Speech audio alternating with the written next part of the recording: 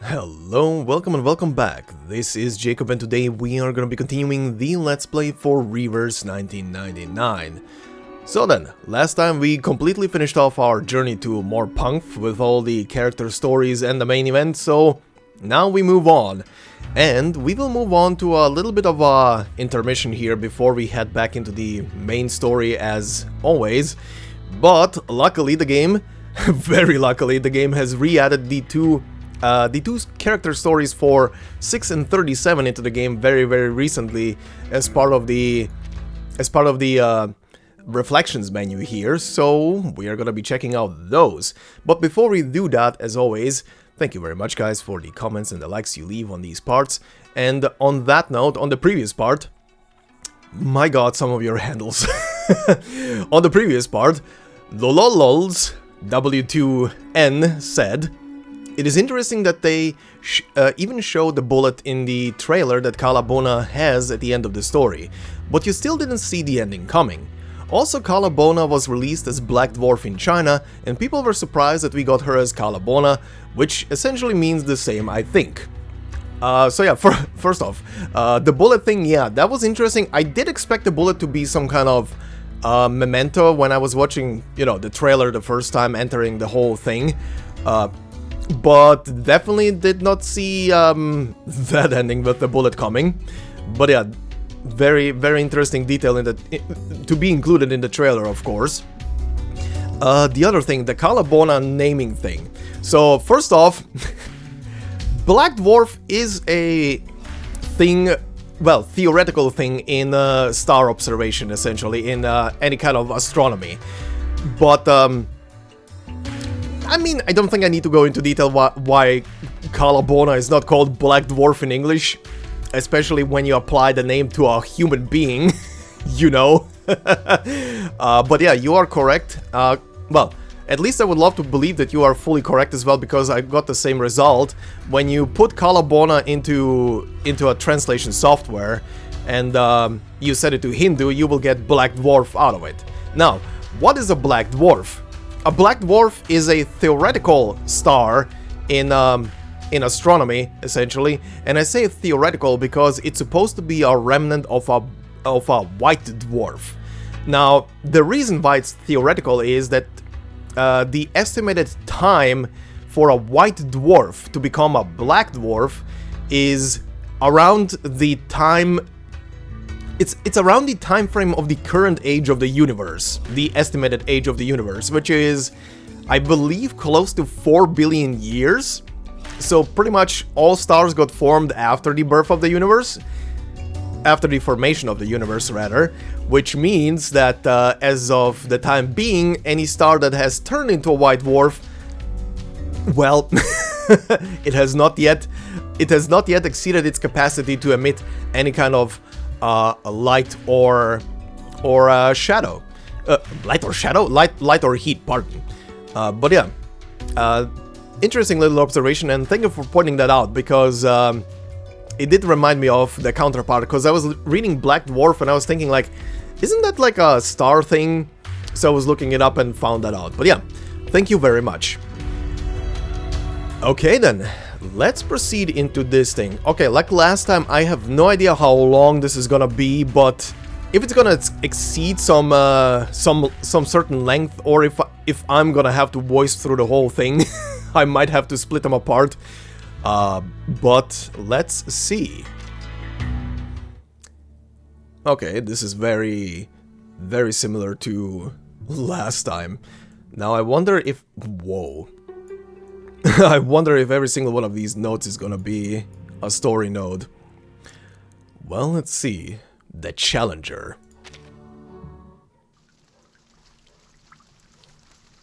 I kinda hope this is gonna be partially voiced. A voice came from above and spoke to the man. An important thing will happen to you. It just hit me.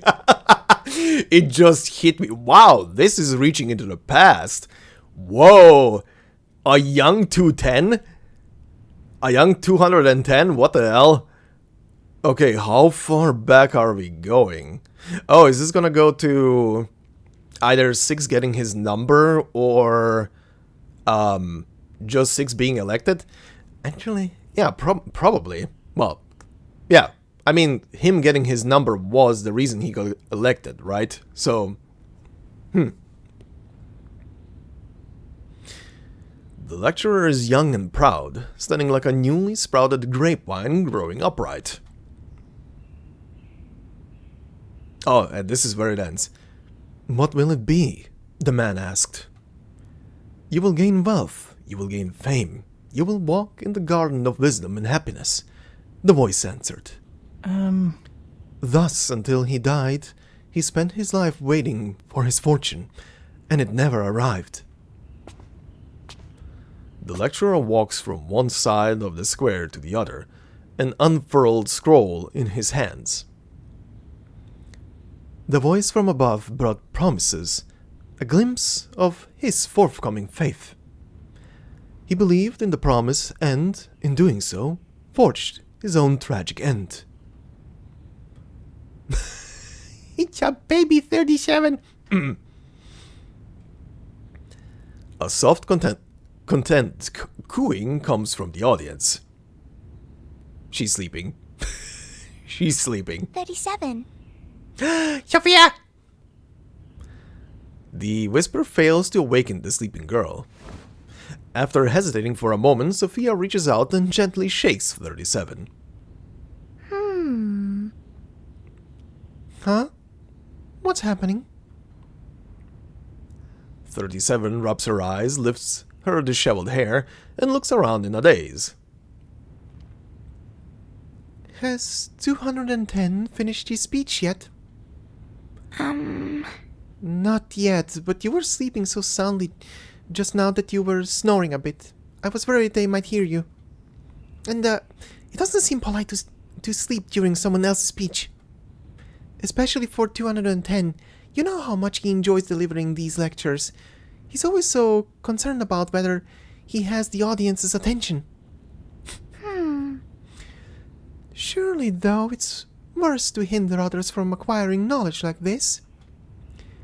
Truth should neither rely on such rhetoric nor be so opaque in presentation.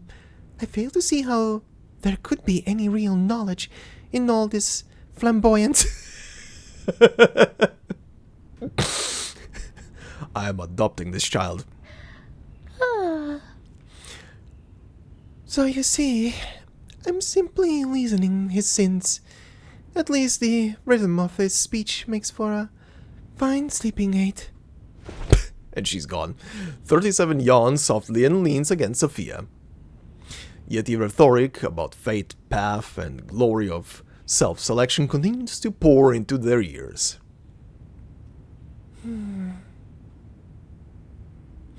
37 opens her eyes once more to see Sophia gazing forward intently beneath her hair.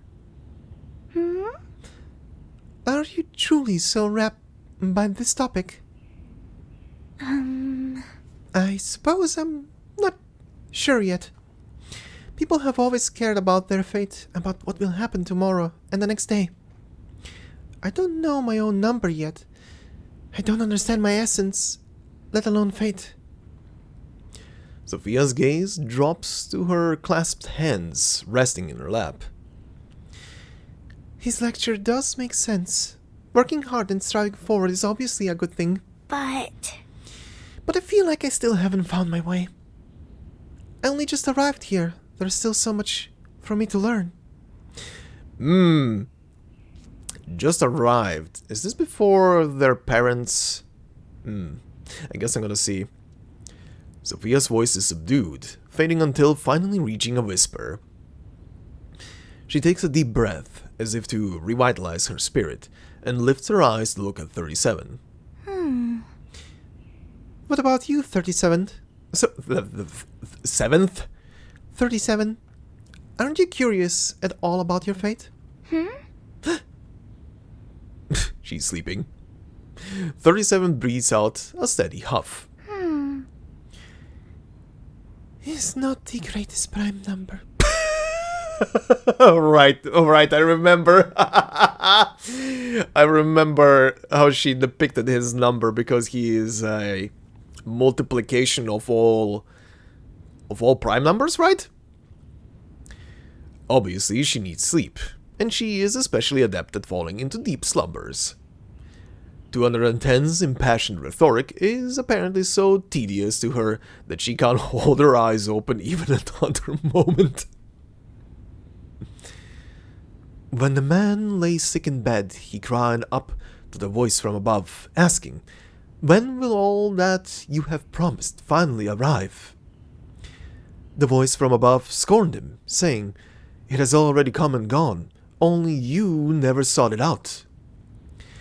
So the man lamented his cowardice, his idleness, and all the fortunes he had lost. I hope. That's why we should be vigilant about our own fortunes. We must keep our vision clear, listen to our own voice, and not stagnate waiting for the promises of others. If we succumb to cowardice or complacency, even those gifts promised to us by fate can slip away.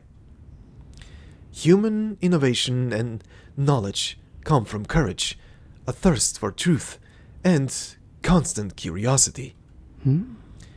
It is for this reason that we must forge our own paths and control our own fates. He raises his hands high, and the future rhetorician begins to emerge. As he makes his eloquent speech, a pile of seashells amasses before him. What? One by one, representing the audience's support. Ah. He is satisfied, but not completely. Well? Fate, yes. And as we're discussing fate, we cannot ignore the fate of those sitting among us. Our star of Hermes fell upon fate at birth, bringing us hope for enlightenment. We could let her speak to show her light hasn't diminished, but it seems sleep has taken hold of her, preventing her from shining. 210 turns around and points abruptly to the other side. But fortunately, there are still those among us who can represent the inevitability of fate. He extends his hand palm up, fingers forward, in an inviting gesture. The crowd disperses like startled fish, revealing a young man. My friend. Ah, is that his name? Come, Atticus, my friend, he who will receive the revelation. You are destined to become the perfect number, to receive all the wisdom and all the promises due, our future leader of Hyperion. Don't let silence swallow that light. Please articulate to us your views about faith and share your wisdom. The young man, given a prestigious title, does not stand out in the crowd. His gaze slides over the inviting hand and rests on an empty spot in the air beside it. I think otherwise. Hey, baby 6 Atticus, huh? This is your speech, not mine, 210. But surely no one understands fate better than you, our perfect 6, awaiting the arrival of your fate every moment, every day. The young orator holds the movement with anticipation. Yes, if anyone deserves to show wisdom comparable to his own, it would be his present target. He greedily seeks the arrival of what he imagines to be an evenly matched debate.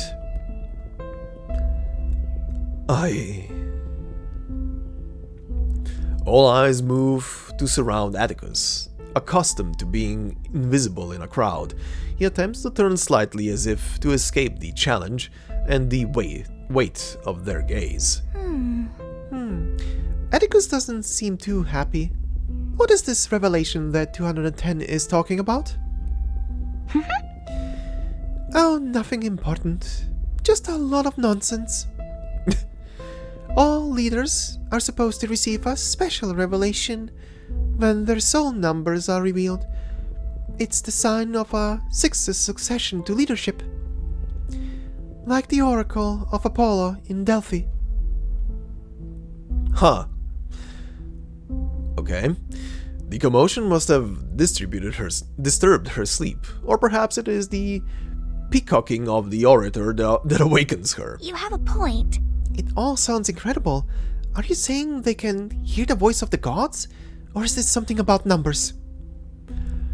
The redhead, still new to the island, seems in awe. However, 37 thinks it's no big deal. But the leader's number has always been 6, so there's nothing new about this revelation. We already know the outcome. 210 uses far too many meaningless words. Why not just call him 6? You mean call Atticus 6? But isn't the current 6 that person? Oh? certainly. Oh, yes, Atticus hasn't received the revelation yet. But he will be 6 eventually. It's in his destiny.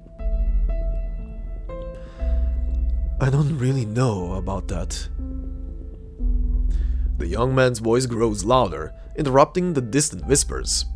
He heard them? How can that be? You are number 6. We all know. You will become number 6 and possess everything a 6 should have. Infinite wisdom, supreme vision, a sharp mind, and the poise of a leader. Since you inherited the bloodline of the prophecy, your revelation has been predestined since your birth. It's even more clear than a voice from above. See how similar you are to the person in the story. You both heard the prophecy, and you both know your own fates. What did you gain from it? And what did you hear? It is a bold challenge. A verbal challenge from the proud peacock to the island's future leader. You didn't throw your seashell. I want to know why. Perhaps you can illuminate some of your ever-hidden thoughts. I hope. My friend, it is through the clashing of minds in a debate that we can gain a deeper understanding of one another. I pray you will share... Clack.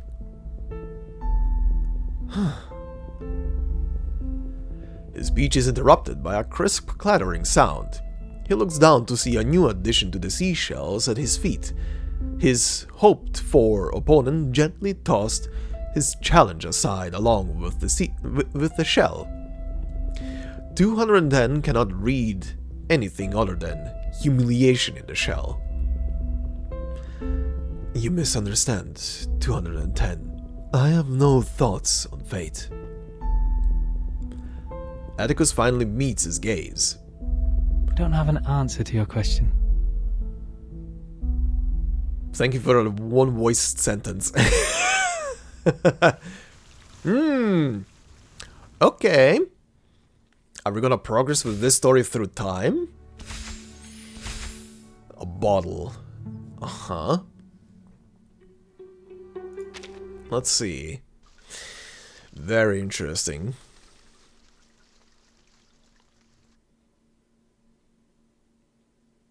Yeah. That time, we parted on poor terms. After a long while, I grew taller. The hem of my dress had risen from my ankles to my calves, and Atticus and I brought up that avoided debate again. Okay, so this is sometime later. Atticus. Atticus! When I found Atticus, this is from Sophia's point of view? When I found Atticus, he was, as usual, wandering alone on the beach. I always found him there early in the morning, so if I needed to speak with him, I would come here at the same time. Good morning. Sophia. He was bringing a stranded fish back into the sea. As if it flashed from his hands, he gave me a smile. Good morning. Of all the people on the island, Atticus was the one I could communicate with the easiest. It wasn't anyone else's fault. Arcana operated on its own set of rules to maintain stability. It was always going to be difficult for an outsider to break into their tight-knit community. But my visits to the beach were not just to see him. Are you here to collect your sand again today? Yes. The fine sand here is ideal for polishing lenses. My father's eyeglasses are just about ready. His eyesight has been deteriorating more and more. I hope these will help. Maybe it's because of my father's health. I feel more upset and sensitive than usual. This is not a good time to confide. This morning he woke up and asked me why it was still dark. Hadn't the day arrived yet? I worry that the glasses won't keep up with his decline, or perhaps that they were never going to help him. And yet, you still made them. I'm pretty sure it is a declarative stance, yet I sense his confusion inside. More confusion than in any question. But I'm not always right, especially on this island, so perhaps I'm imagining things.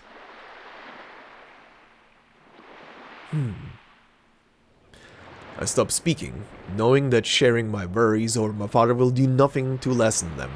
The sea breeze blows over us. Each seagull's cry is distinct and loud. In the school, such unusual quietness often causes an uneasy feeling in my heart. Anxiety. But now, despite the silence between us, my breathing is even. This peace of the moment feels comforting. Time passes in hours as the sunlight reaches overhead near its zenith. At last, Atticus stands up. Are you leaving? Yes, it's nearly lunchtime. Huh? But it's still early. It's still early yet. Are you hungry? No. He shakes his head slightly, a bit uneasy. I need to go early, or there won't be any quiet spots left. I realize now why I rarely encounter him on the other routes I walk. Why don't you sit with us? Is it because of 210? I ask softly, then immediately regret it, realizing that my inappropriate question would only cause awkwardness. Oh, sorry, I didn't mean to, Panic occupies my mind, and I struggle to come up with a suitable excuse. No. Atticus's response surprises me. He gently shakes his head. I think otherwise. I'm not specifically trying to avoid him. As if sensing my guilt, he smiles. Before 210 was 210, he didn't look kindly on me, of course. That has to do with his competitive nature, which I never minded. Then he became 210, a number easily factored, and well, everything that came next feels terribly predictable. He looks down at the sand, then lifts his head again. I know why you asked, Sophia. Please don't take it too hard. That speech was just a trigger. Our interactions have always been like this. Yes. I try to remember the debate that came out of nowhere. I don't quite understand. When I first arrived here, you took such excellent care of me. And you, 210 and 37, grew up together as friends. But then, after your debate with him, I was young then, and I was flippant in my behavior. I provoked him. Given his character, I knew he would take it as a humiliation. It was my decision, as I must accept the consequences of it. So, that wasn't a debate, Sophia. He didn't want my point of view. Atticus's voice and manner are as calm and cool as the sea breeze. His description of his conflict with 210 feels more like it came from a distant observer. I know him, and I know myself. We think differently.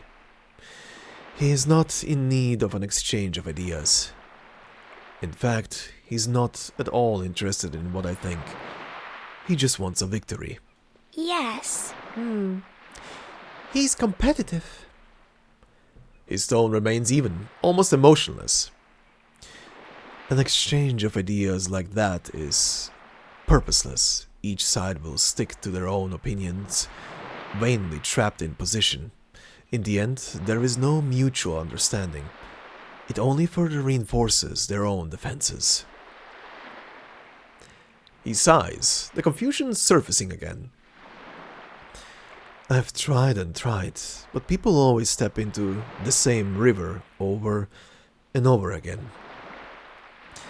Facing this inevitable end, any action at all seems futile.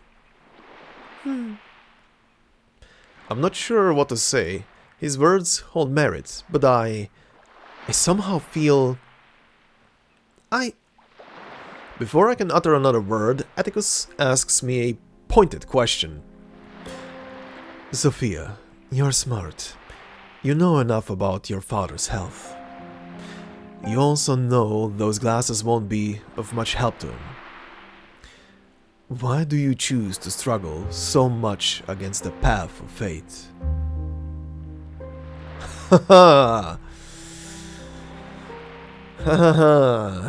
This is an interesting question.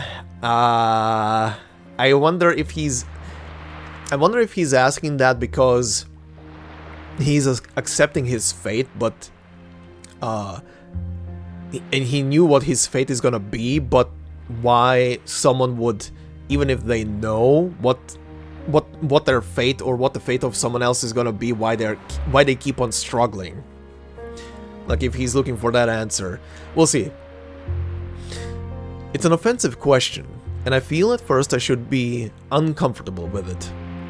But I know it's different with Atticus. His confusion is genuine, not mocking or cruel. I rarely have the opportunity to mentor others on this island. The whole thing is unfamiliar to me. I don't know. I regret my response. It is too hasty, too dismissive. In fact, I have the real reason clear in my mind. When my mother was dying of her illness, I felt so powerless. I know I don't want to experience that a second time. I have to do something.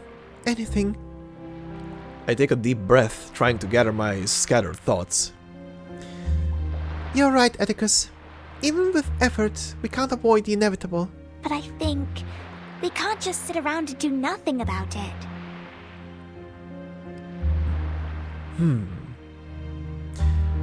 The inquisition in his eyes is piercing. I feel suddenly I have to explain it in their way.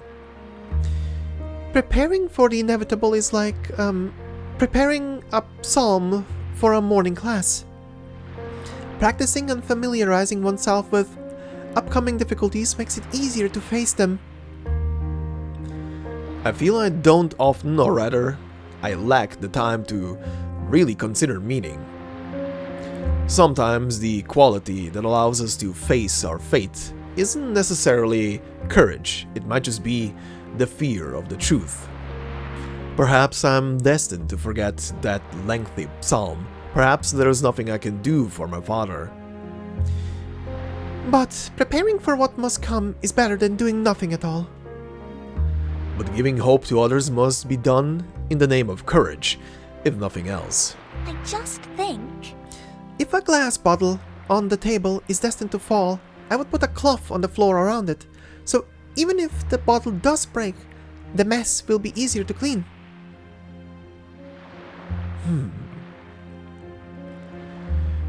I turn to look at Atticus. He's frowning, as if pondering my words. Atticus, you don't actually want to answer that question, do you? I speculate on his thoughts, and this is also offensive. I've heard from 37 and others in the school about this revelation. I don't understand what it is exactly, but they say it's a gift of fate.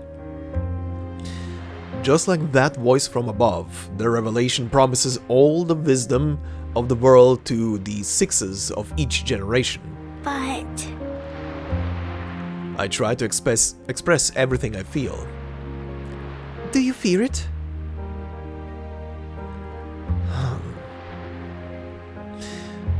I don't know. His voice is so faint that the words almost feel illusory, like a false memory. Then it begins to roar.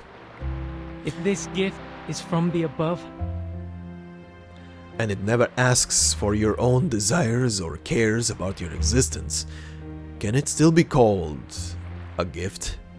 so we really have no choice but to kneel before destiny, begging for its love and mercy. Atticus's hand trembles slightly. So yeah, he is definitely not fully okay with his destiny. Which, again, his art does have shackles on his wrists. I'm surprised by the range and intensity in his voice. I've never seen him so upset.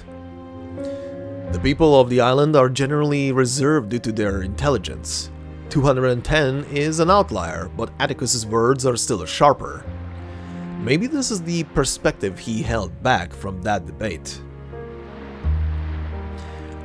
So I turn away from the table.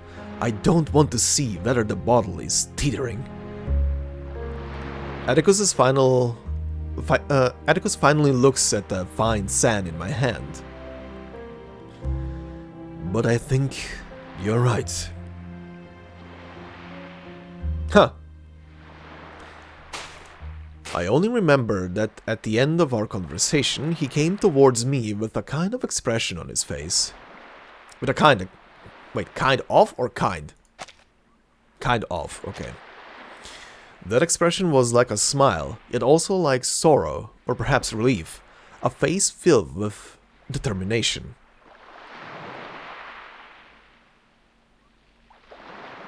Thank you for the long talk, Sophia.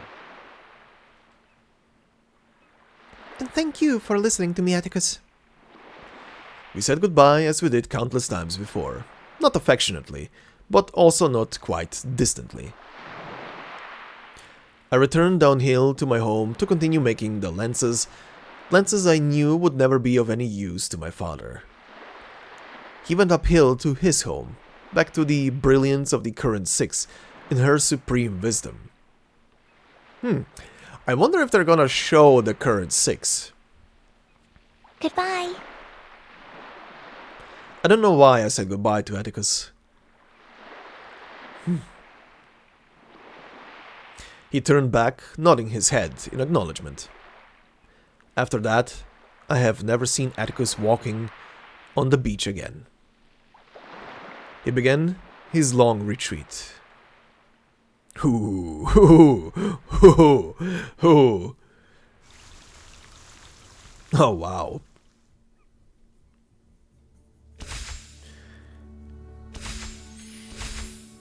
Okay, my boy, so far your past is very interesting and the turmoils you're internally going through. You're just...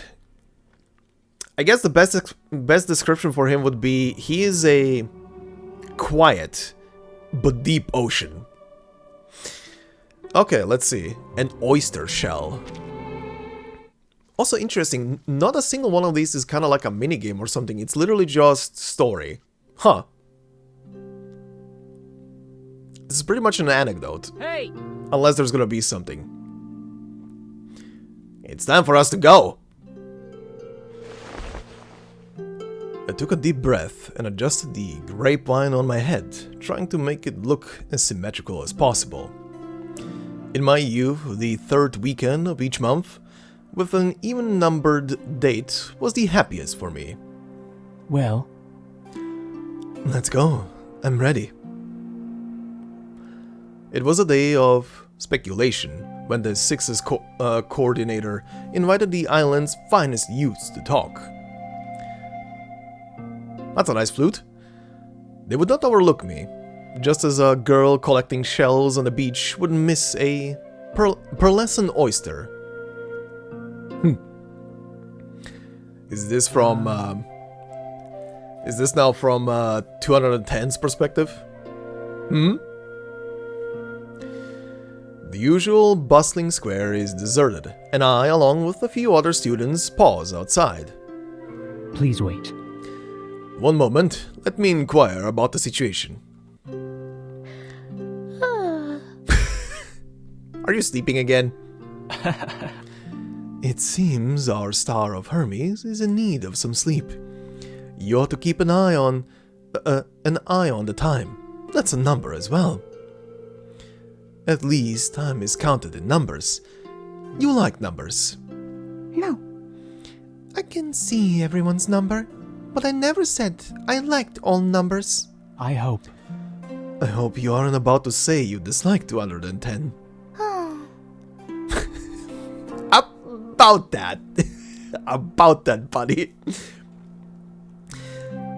Irrelevant to my likes and dislikes, 210 is simply a poor number.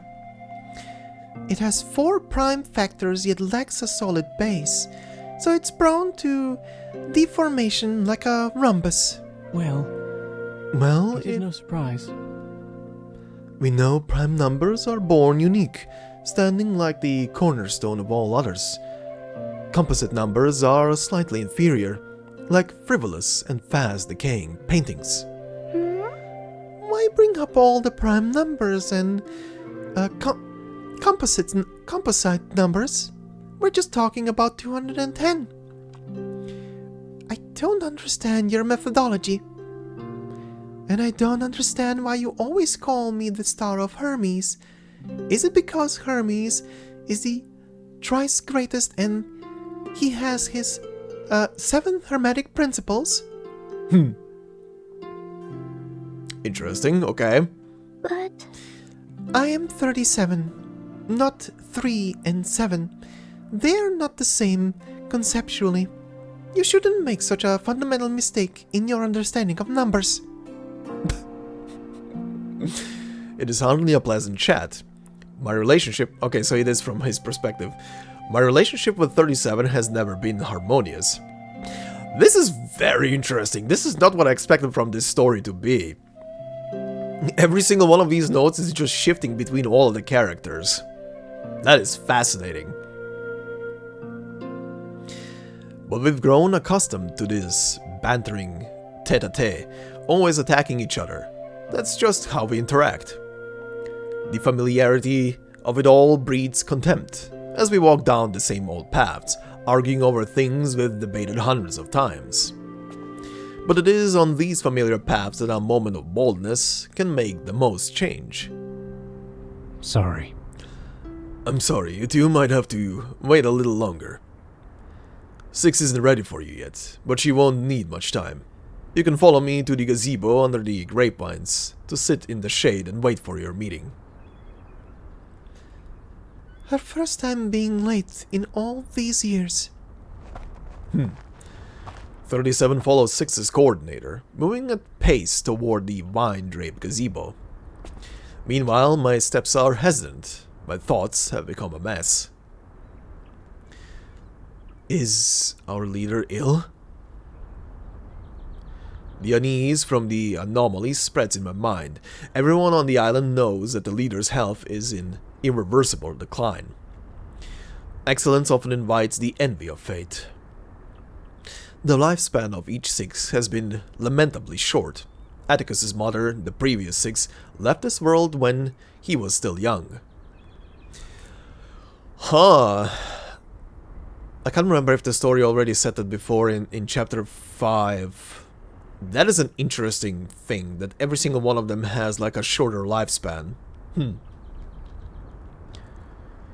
Then the current 6 received the revelation, becoming the new leader of the school, and of course, in my opinion, the finest leader. 6, perfect, balanced, and harmonious. She explores the form of forms and traverses the hidden figures of the universe. One night I wondered how many more times would I be able to converse with her. so filled with wisdom, unique understanding, bold hypotheses, and the courage to seek out the new and novel and not be complacent. She deserves all her respect and adoration. Maybe we can go back and visit her again when she's feeling better. I'm willing to make time for this discussion, whenever it may be. Emotions lead to rashness, and rationality is associated with calmness. I have ignored the coordinator's expression, his lips mumbling like the tide coming in and out of the shore. No. No, it's not because of that. You two rest here. When it's time for the meeting, I'll let you know. Oh, All right. fine. I suppose I can take a stroll here while we wait. What a pity. It's not in season yet. If it were, we could have picked some grapes to eat. Uh-huh.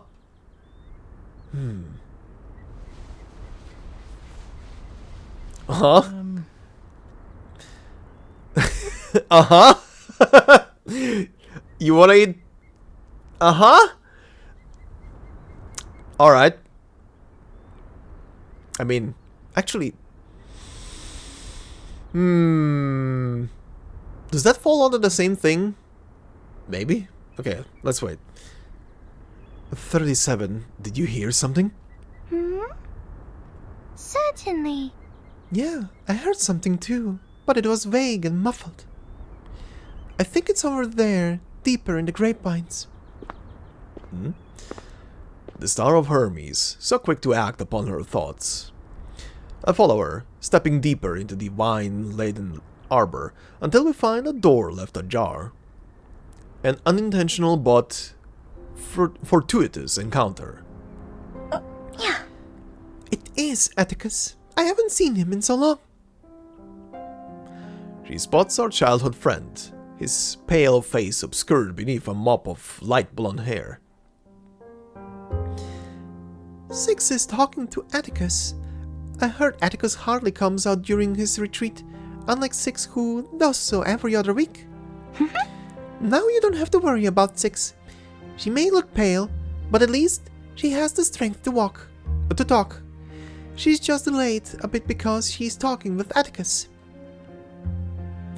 Despite 37's words, it's clear Six's health is more fragile than before.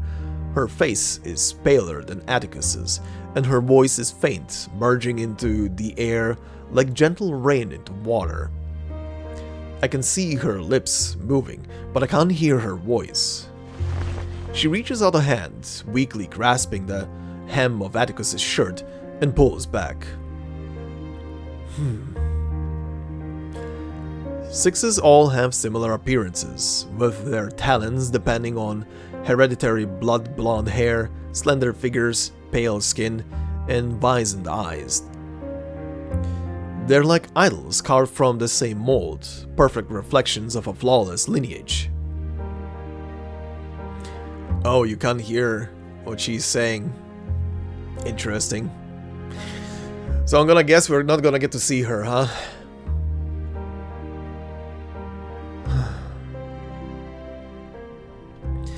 She leans forward, a posture not easy for her in her current state.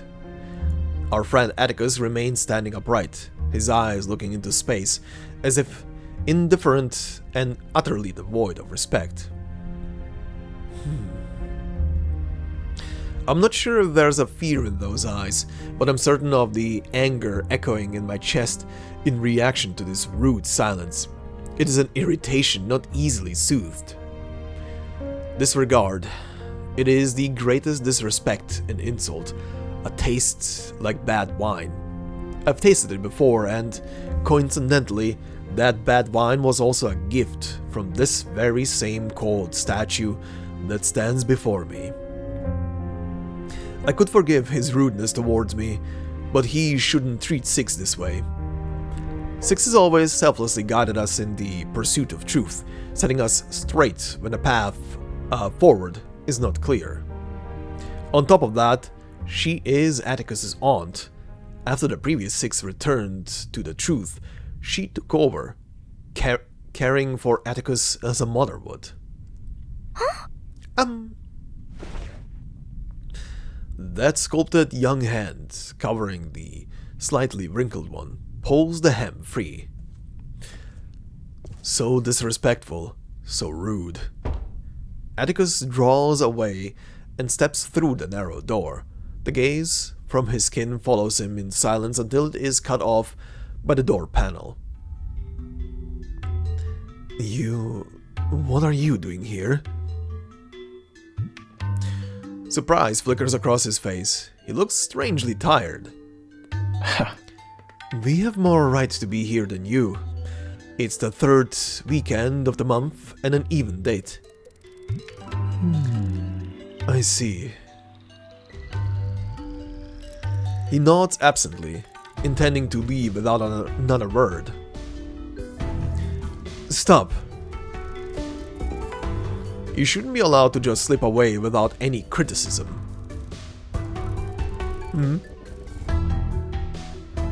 My anger is more than justified.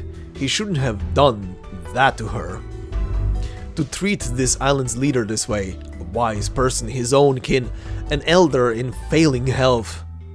How could he do this? How? I'm curious, do you even have any self-awareness? What do you mean? I think my question is clear enough. I meet Atticus's gaze, more than satisfied that I've finally broken his calm. My friend. Atticus, my friend, everyone on this island knows that you were born as 6 and are destined to become the leader of a Payron. Destined to receive the revelation.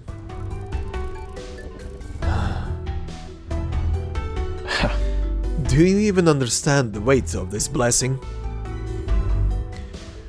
210. I don't have time for your debate. No. This isn't a debate. I'm trying to offer you some help. I have narrowed in on him. No more room for him to evade me. A mission bestowed from the heavens. You'll receive the great number and become the mediator between excess and deficit. Excess and deficit. In fact, the amalgamation of knowledge and wisdom of every 6 since the inception of a Payron will, without any arduous drilling, enter your mind the moment you receive your number. You will make a great leap. Do you think I need you to explain the concept to me? Oh, it certainly felt like it. I snort out a laugh like a true victor. Atticus is different today. His usual evasiveness is gone, replaced by anxiety. This suits me. I try to seize on that gap, like prying open an oyster to expose its insides to the sea air. Now, looking back at that moment, I can't deny that I lost control. But it wasn't a day to be defeated, least of all by him. So, should I point out your attitude towards 6? She's weaker than before. You shouldn't treat her like this. Cut out your damn rhetoric. What are you trying to say? Hear that? The oyster shell has cracked. What a great day to be favored by the truth. This is simply too easy. Your disrespect towards her. She is a 6, one who possesses wisdom, balance, and wholeness. As a fine leader, she manages everything on the island with great efficiency. She cares for the children, connects with the public, and treats you as her own. She has taken on all the duties of your late mother. She is intelligent, courageous, and shares willingly with everyone. She's a role model for 6s. As for you, Atticus, you don't deserve that revelation. You lack the willingness to share knowledge and the talent to lead, and you haven't and you won't fulfill your obligations. You cannot bear this blessing. You are unworthy of it.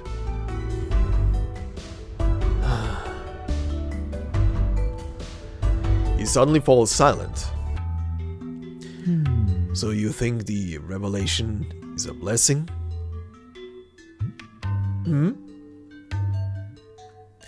I didn't expect him to focus his sights on a mere turn of phrase. Of course. We seek the truth, and the truth lies in wisdom. It's not just me. All the brothers and sisters of Hyperion think like this. That's why we respect Six. He remains standing upright, but I notice his shoulder drooping slightly, as if some invisible weight presses upon them.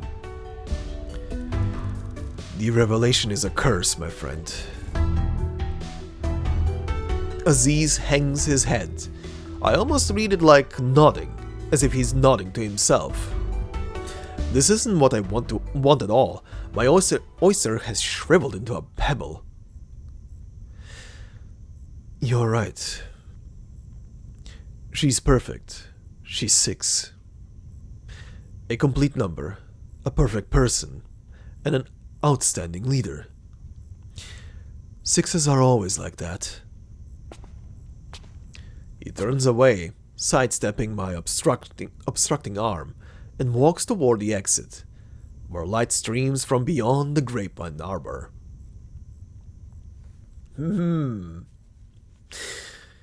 Yeah, he has some heavy self-doubt about if he's gonna be a good replacement of her in the future. Alright. Okay, this is interesting so far. Let's see. A demonstration.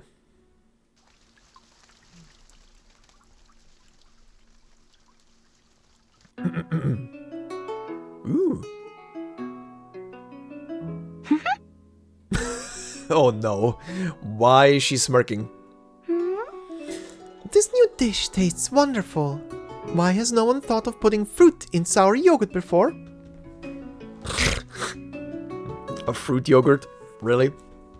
I mean, they're tasty. I'll give her that at least. I'm glad you like it. I learned the combination before coming to this island. If you ask me, the flavor tastes just like 143. 11 and 13 are both good numbers, and together, they factor into another excellent number. It was an ordinary day in all respects. Sophia and I grabbed some food and lounged by the gazebo in the square. And now we're in 37's perspective. Okay, this is very funny so far. And very interesting at the same time. Well, or is it his perspective still? Nice. Another compliment true to your style. Oh, I didn't realize you were here too. Of course. So did 210. Keep your head down, 210. no. Please, this is hardly an appropriate time, 37.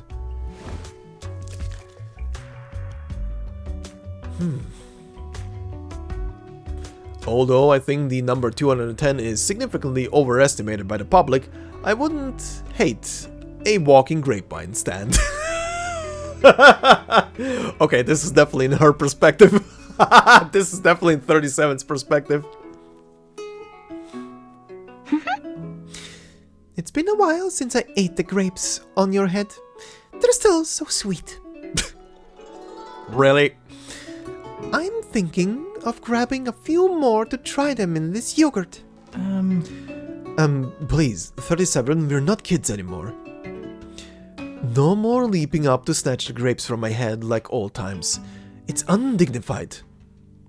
Oh, don't be like that. I like grapes and other fruits. I like their blend of tart and sweet flavors. Carrying around grapes is one of your few endearing qualities. Don't downplay it. I am adopting this child. Sophia, why are you smiling? I just think. Oh, nothing, just feeling nostalgic. It's been ages since we've all been together for a meal like this. It reminds me of when we were younger. Back then we had fewer responsibilities and more time to just be together. We'd meet up for meals now and then, and even head to the beach for some fun. Well, As I recall, it was that gift that first brought the four of us together. Yes. Right, the gift I gave to Atticus. I was new to the island then, and Atticus had been so helpful to me, so I decided to make him a hat out of Anatolian fabric. given that, It's because his hair has gotten so long, always falling over his eyes and getting in the way of his reading. Our Star of Hermes gave us a great suggestion. It's only when we look back that we realize how far we've come. Talking about the past brings us some joy. A scarf or hat is too plain. It fades over time and lacks geometric beauty. We should give him a diadem headpiece, a sturdy and slender one. That way, it won't be too hot in the summer or get damp in the rainy season. Stretching out my hands, I make a fitting triangular shape with the index fingers and thumbs of both hands. And Equilateral. equilateral triangles are the best shape. It would make a unique gift. Oh. It's just a pity that the plan fell through. That's why I always say Atticus should thank me. 210 has begun to eat the grapes draping from his head as well. A sure sign that he's beginning to relax.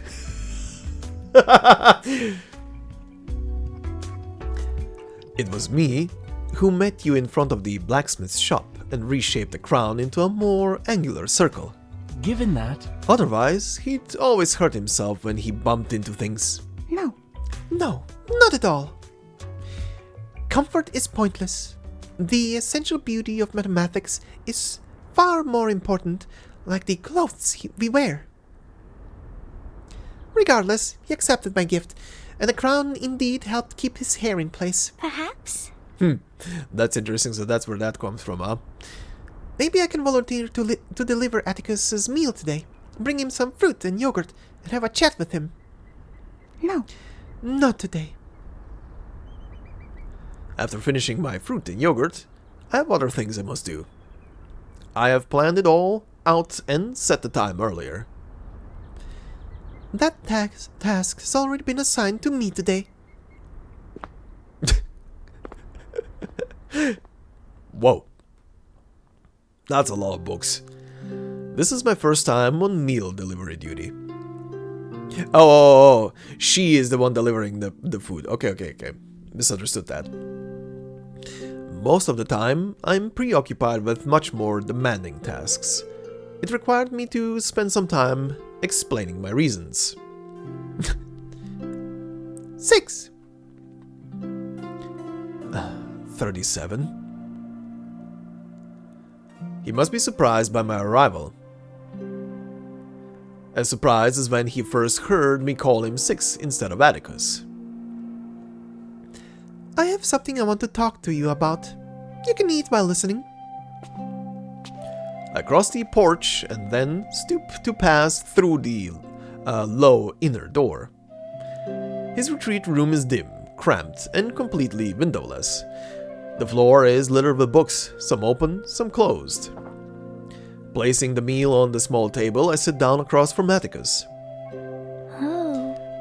This is fruit with some yogurt, a combination Sophia learned from the outside. It tastes very much like 143, in the best way. thank you.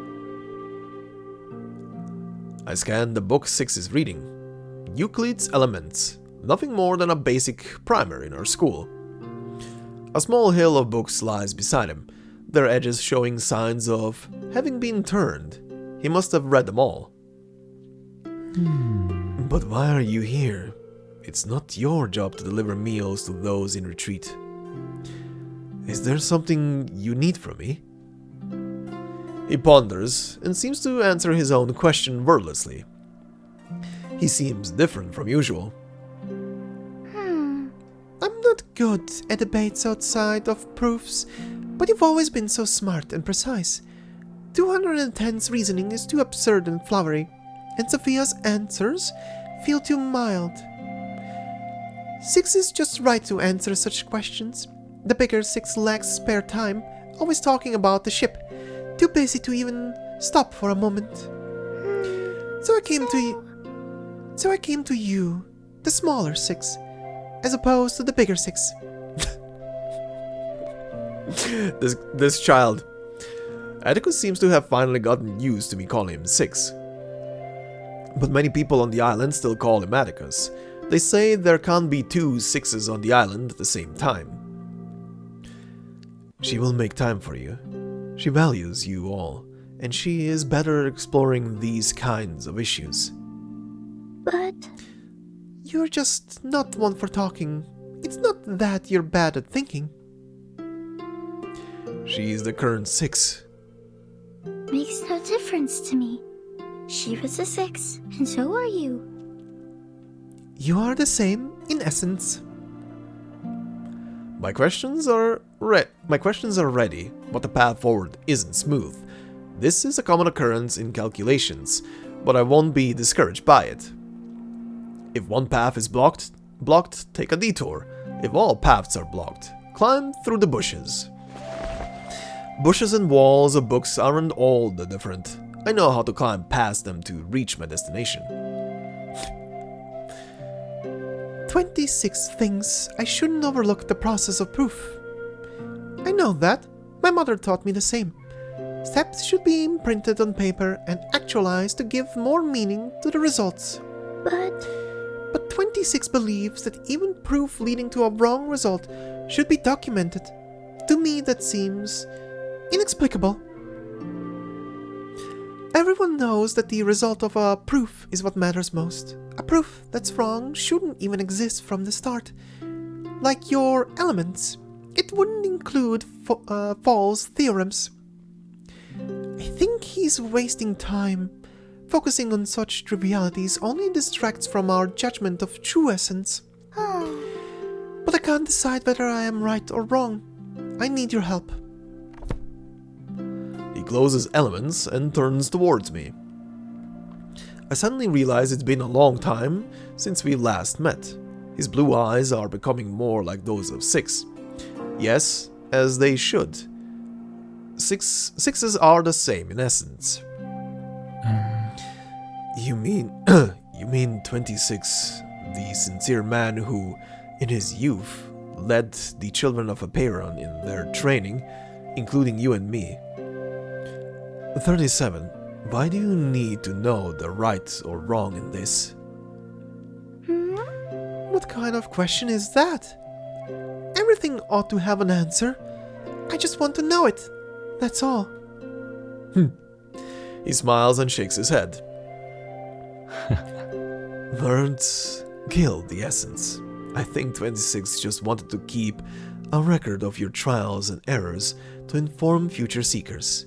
He's always valued the passing down of knowledge, and you were always the trailblazer. He's sincere but also clumsy. He probably quickly forgot his original purpose when it came to you. Perhaps you both lost sight of each other's motives in the argument. Did you quarrel? 6 is right. It wasn't a pleasant debate between 26 and me. Since Sophia's arrival, I've not seen anyone give me that kind of look. But Alright, I understand about 26's mindset, but I still want to know, is there any value in a proof with a conclusion that turns out to be wrong? Occasionally, such questions would cause 6 to ponder briefly, but now his response is swift. Looks like I'm in luck. 37. Value is relative. objection. Well, it shouldn't be. People ought to only value a proof because it's correct. If there's no measure for judgment, why do we distinguish right from wrong at all?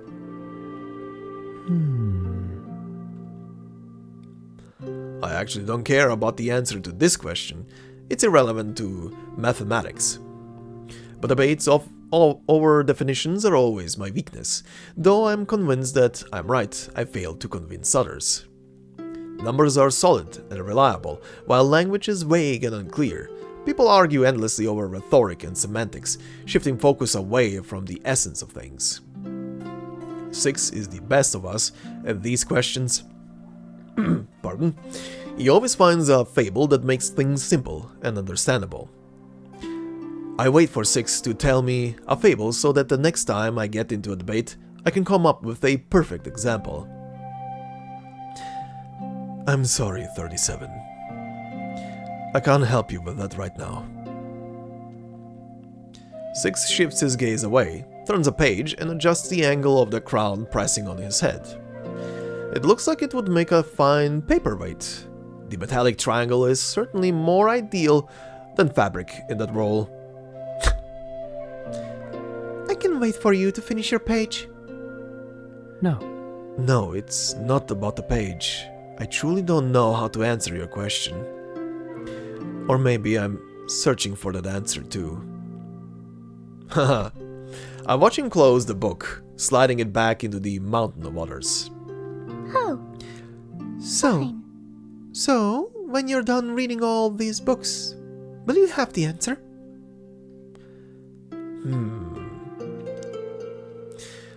I don't know.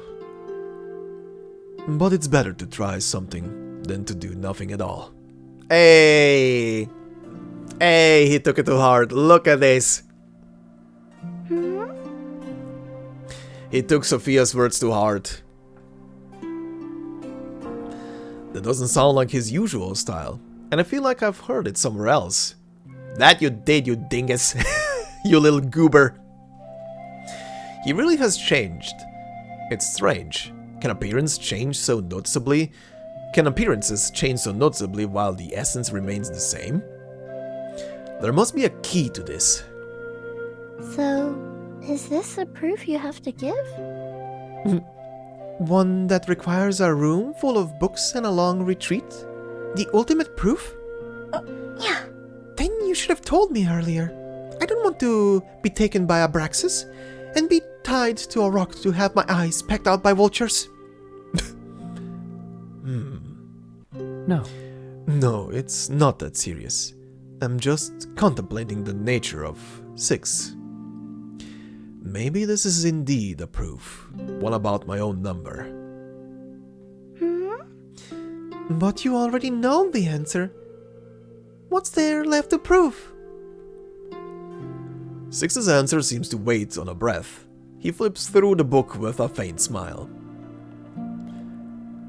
In that lies a whole other question entirely, 37. Does a proof with a correct conclusion have any value? In that single phrase, 6 has utterly bewildered me. I am 37, he is 6, right from birth. Neither of us ever proved our numbers, but we simply know the answer to be right. It's enough. The essence cannot change, so why would 6 ask such a question? It's a needless worry, a waste of effort. But I suddenly feel I shouldn't disturb him anymore. The work of a proof mustn't be interrupted or hindered. That's a rule everyone knows.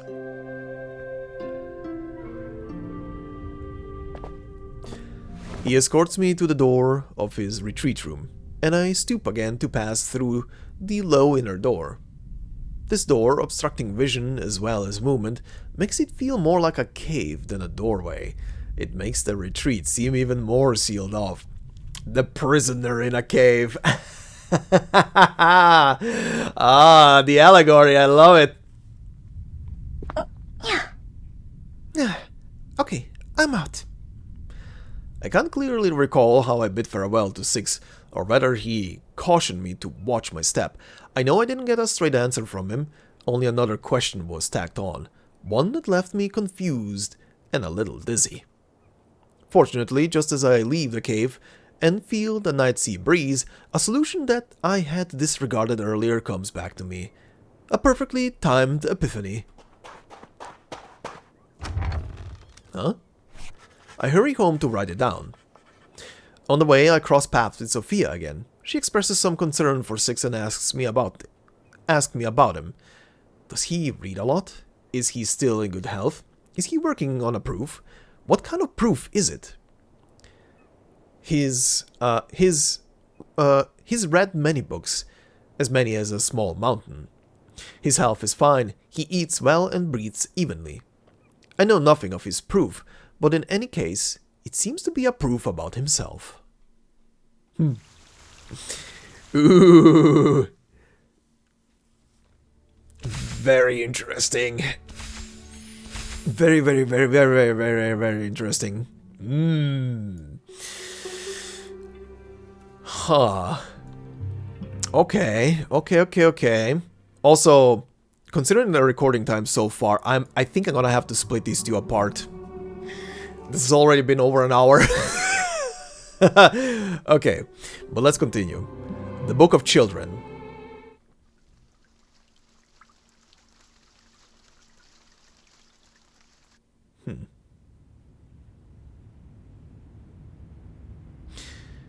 Proof requires time. Atticus still hasn't fully gotten his own answer. How far are we now? A voice from the above spoke to a man. Okay. This is now... Which note was this again? 5, 6? So this is, I think, closer to present time then. That porter is definitely off the current one. Also, was this fully voiced? Sorry, I was literally thinking. A voice from the above spoke to a man. An important thing will happen to you. Outside his retreat room, people are chopping down trees from the forest, slicing the wood into planks, and then fashioning sticks and joints from the planks. Oh. Are they building a pyre for the previous 6? Maybe. The outline of the ship has already taken shape. Oh, okay. Thus, he spends his life waiting for a miracle. Until death arrives and nothing has happened. A ship signifies the start of a journey. It carries people and goods across waters. It discovers new worlds. People call out, communicating with one another, choosing a direction. When the man lay sick in bed, he cried up to the voice from above, asking, "When will all that you have promised finally arrive?" Pushing, and then more pushing. Clear grooves are left in the sand. Also very interesting. This time around, the narration text seems to be just general narration text. It's not even from Atticus's point of view. Please, come in. A figure appears at the entrance of the retreat room. He walks over to the desk and places down a dinner tray, but does not sit down. Oh, is it gonna be 2:10? Well, that's outstanding. Oh yeah, we're definitely at current time. It's strange that you actually feel like talking. They are not on friendly terms, with 210's attitude resembling a bristled tomcat. Atticus lowers his head and flips through the pages, then uses his crown to hold down the book before looking up at him. This has nothing to do with my personal feelings. You must have something to say since you came here specifically. That being the case, you might as well just ask. The ship has already set sail. Many people are on that ship. People we know, people who watched us grow up. The cook, the accountant, the errata operator, Sophia's father, and 6. They're all on the ship. It's that ship, yep. Knew it. It's that ship that's gonna hit the storm. For a small island that has so far managed to avoid the emanation, exploring into the storm undoubtedly requires immense courage. This is destined to be a great journey, where people confirm and reconfirm their hypotheses staking their lives for the opportunity to discover new horizons and search for the truth. Sophia already told me that the ship was completed. The windowless and narrowed door retreat is cut off from the outside world, and it seems this fervent exploration movement hasn't affected any of Atticus's plans. He never stepped out to see the new beginnings, as if the island's achievements had nothing to do with him. Piles of books have been shifted around, spreading outward, while new books are placed closer to his inner circle, like ripples from a droplet of water on the surface of a lake. Aren't you going to see them off? I am still in retreat. You never intended to fulfill your duties. Perhaps it's the predetermination of fate that sets you apart, or maybe it's the brilliance of another six that makes you feel so inferior. The accumulated resentment between them further sharpens his words. The young man has followed his aspirations, which developed reverence, and then he came into contact with envy, resignation, suspicion, and resentment. He starts to question himself and silently fade itself.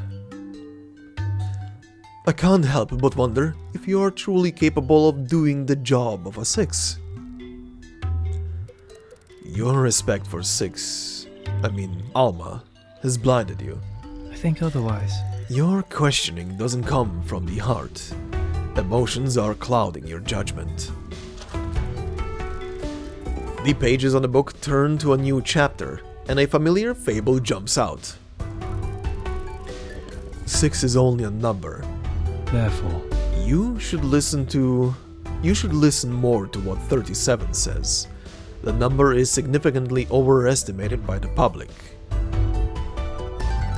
A fable that tells a familiar story. This is the third time Atticus has read it today. This topic should end now. You've delivered your message. Now we should get back to our respective work. Go back 210. I don't want to argue with you. That crown of his is infuriating. My friend, what book are you reading? What kind of work has touched your heart, making you so obsessed with it that you neglect friends and family? His actions contradict his modest tone. He reaches out and decisively pulls out the book that has been the subject of this undue attention. 210's breathing becomes deep and slow, his heart bubbling like a flatbread on a stove. It's a picture book, the voice from above. It's so familiar, so ordinary. Every child on the island has heard this story at some point or another. Meaning? Is this what you've been busy with? Reading these children's books? Not only those, but indeed them as well. Atticus speaks calmly, as if stating something that is a matter of course. A children's fable. In anger, 210 leans forward, clenches his fist, and presses it on the table. It seems the curse of being 6 has driven you mad. The wisdom and talent destined for you have given you the audacity to squander them. Yet, no matter what, you will become a 6, and you will receive all the gifts that come with that crown. You value your kin less than a children's fable. You see your friendly neighbors as vague others. A blessing bestowed upon the least deserving person. 210's voice chokes in his throat, then, with a snort, sizzles out like a flame in water. Your head lacks wisdom, and your heart lacks compassion. He stands straight, palms covering his eyes, hiding his expression. I can see that you will be the reason why we stagnate in seeking the truth. Progress is relative. Atticus lifts his head from the book, and his blue eyes are widened. Is it then? Well, let me ask you, my friend. If the wisdom we seek leads us to our own destruction, what would you choose? What do you mean? Are you suggesting that our decision to explore beyond the island is wrong? No. I didn't mean that. The misalignment in the conversation leads to misunderstanding, and 210's anger almost becomes tangible and touchable. I'm just thinking. No, forget I said anything. Their resentment towards one another boils past reconciliation. Fine, stick to your perspective then. 210's departing footsteps intermingle with Atticus's calm narration, eventually merging into the sound of the wooden door slamming shut. Damn.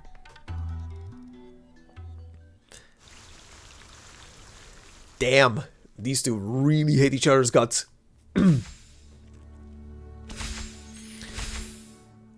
Holy hell. Every single one of these notes is a goddamn cutscene. What the hell? This is wild. Wait, so how many are there then? 6, 7, 8, 9. There's 10. Holy shit.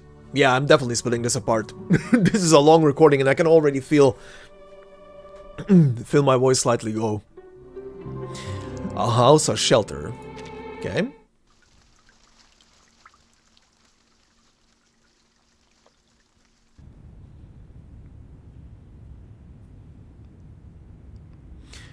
After 210 left in anger... Okay, so this now is from 6's perspective.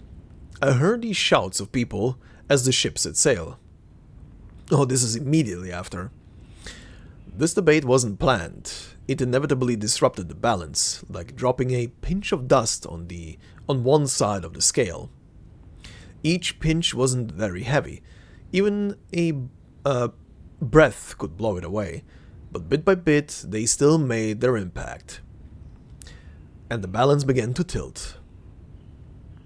Ooh. Well, excuse me while I quickly and cheekily take a screenshot here. Very funny. The picture I just took in the folder that I'm using for pictures from this game for potential thumbnails and stuff is number 69. Nice. Anyway. The retreat is no place for such arguments. From now on, I should not engage in casual conversations. I am not fond of talking. Silence is a virtue adhered to by many members of the school. But in prolonged solitude, I learned to converse with myself. Language, when devoid of other listeners, diminishes in impact but accelerates self-reflection. I finished these books. Later, I'll tell the coordinator about the new book list. I reach out, pulling out a new book from the bottom of the pile. A scroll, moved by my sleeve, slips from the gap in the book spine and falls to the floor. It's a poem I know well, one I used to recite silently during those days of reticence. The Golden Verses. Pythagoras' most famous collection of sayings. Its chronicler is unknown, but the content of the verses is timeless. To think deeply, to restrain oneself, to pursue the treasure of the mind and soul. To respect the gods and the supreme, to honor the demons and inhabitants of the elements, to rise above lower worldly natures. I first heard this poem from Alma. At that time, she wasn't yet a 6, and she went by her own name. And I was young, so young that I needed an elder to read me those lengthy verses. Ooh. Alma. Wow, an even younger Atticus. Holy shit. Oh, are they actually maybe gonna show her? Are they gonna give her just a generic model? Please no. I know it's probably a character that appears only for a brief moment, but please give her a proper model. Aunt Alma, I don't understand. This part here says, fate is like a huge milestone on which mortals roll back and forth, enduring endless suffering. Do we really have to be like this? Is fate such a bad thing? Alma. Aunt Alma? Huh. Ooh! Oh wow, she really... Okay, I'm not gonna lie. On first glance, she just looks like a gender-bent Atticus. Okay, yeah, they did say that the like features like eyes, face, even hair are carried between all of them. Okay, makes sense, but I'm happy. They actually gave her a model.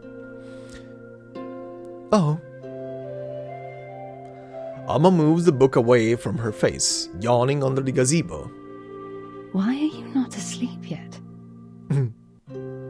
If you ask me, this weather is just perfect for a nap under the grapevines. She was a relaxed person.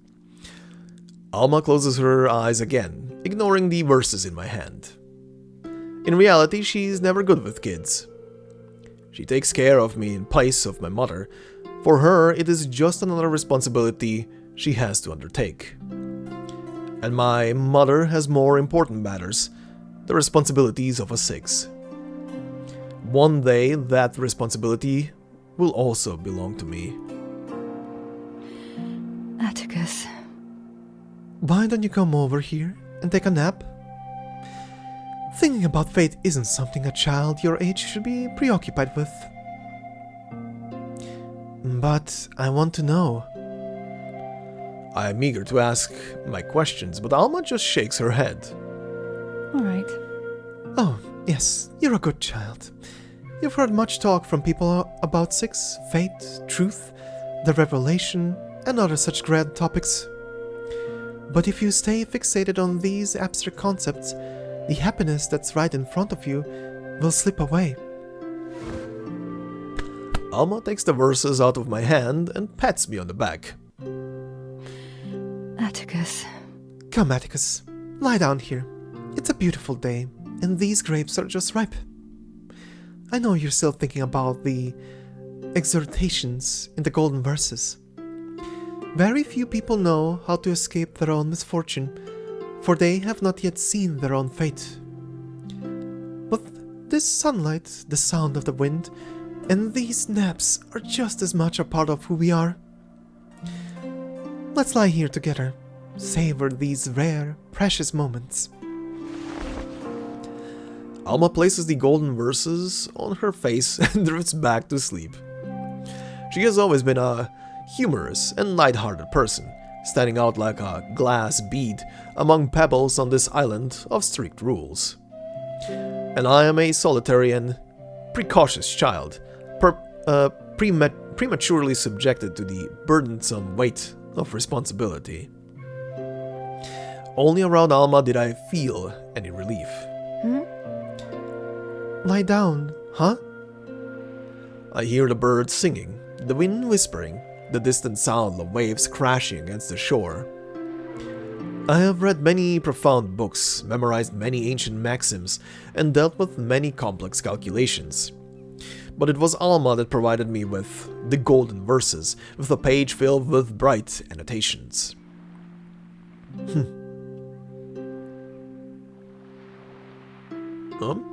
Still in a flashback. It is a perfect, comfortable warmth, a moment of tranquility that brings no anxiety. Like the waves that occasionally lap my toes at the edge of the island, gently approaching and then retreating, providing a cool sensation that brings joy to a stroll along the beach. She was like that. So I leave my sheltered home, tread on the soft sand, and experience the understanding she spoke of. Experienced what others call playtime. That's why I was always on the beach, up until a certain point. The sand is moist, the sea breeze salty, my clothes feel heavy, and my skin is clammy, with droplets of moisture. The vast sea always by my side, with waves lapping against the shore, yet they never soaked me fully.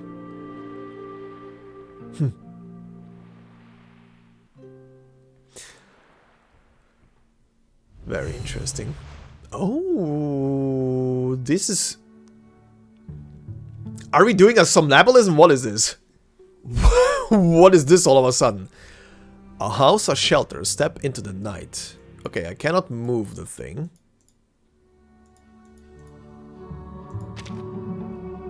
Huh. No. Darkness itself isn't to be feared. There is no danger in it. Those imaginary monsters only exist in the minds of children who can't distinguish fantasy from reality. I'm not like them. I'm not that sort of child, right? Confront fear. Oh, is this gonna be a battle actually? Play in the dark. Darkness itself isn't to be feared. There's no danger in it. Oh, it is. Oh, shit. Are we fighting rats? Squeak. Black shadow, strange sounds, and squeak. Okay. My duty lies with you. Alright, let's see. You do buffs and debuffs. Let's do a buff first and then a debuff. Until the torch is lit. Learn from silence. The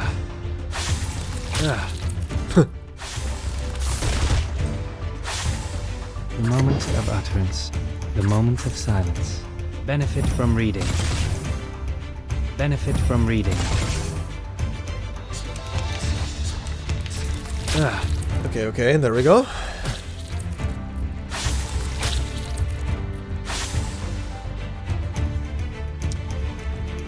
Huh. Okay, hold on.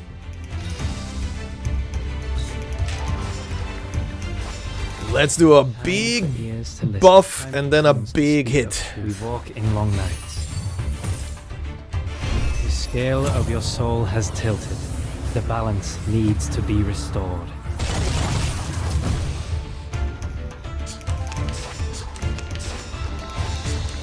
Ooh, nice. Time for ear, the moment of silence. Benefit from reading.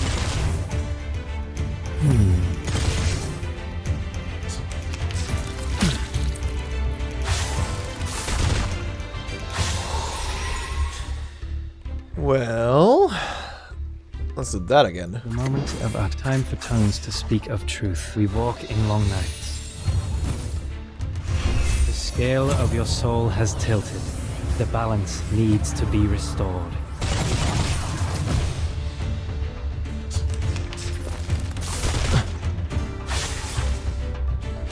Oh, he gave himself counter. Funny. Alright. Time for ear, the moment of utterance. We walk in long nights. You filthy rats. Benefit from reading. Nice. Victory secured. I should excuse myself. Sure, buddy. That was funny.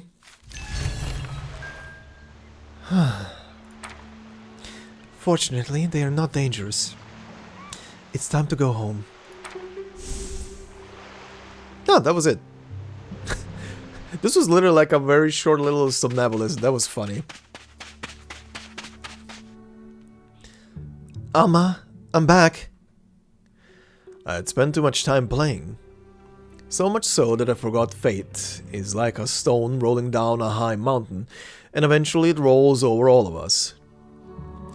6, the original perfect number, a symbol of completeness and harmony.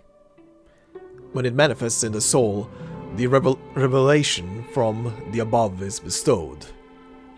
A 6 possesses supreme wisdom, pioneering vision, and just balance. They are perfect in every way, like a beacon leading the faithful forward. But only afterward did I realize what it truly meant. Alma? She doesn't respond to my call or stir at all.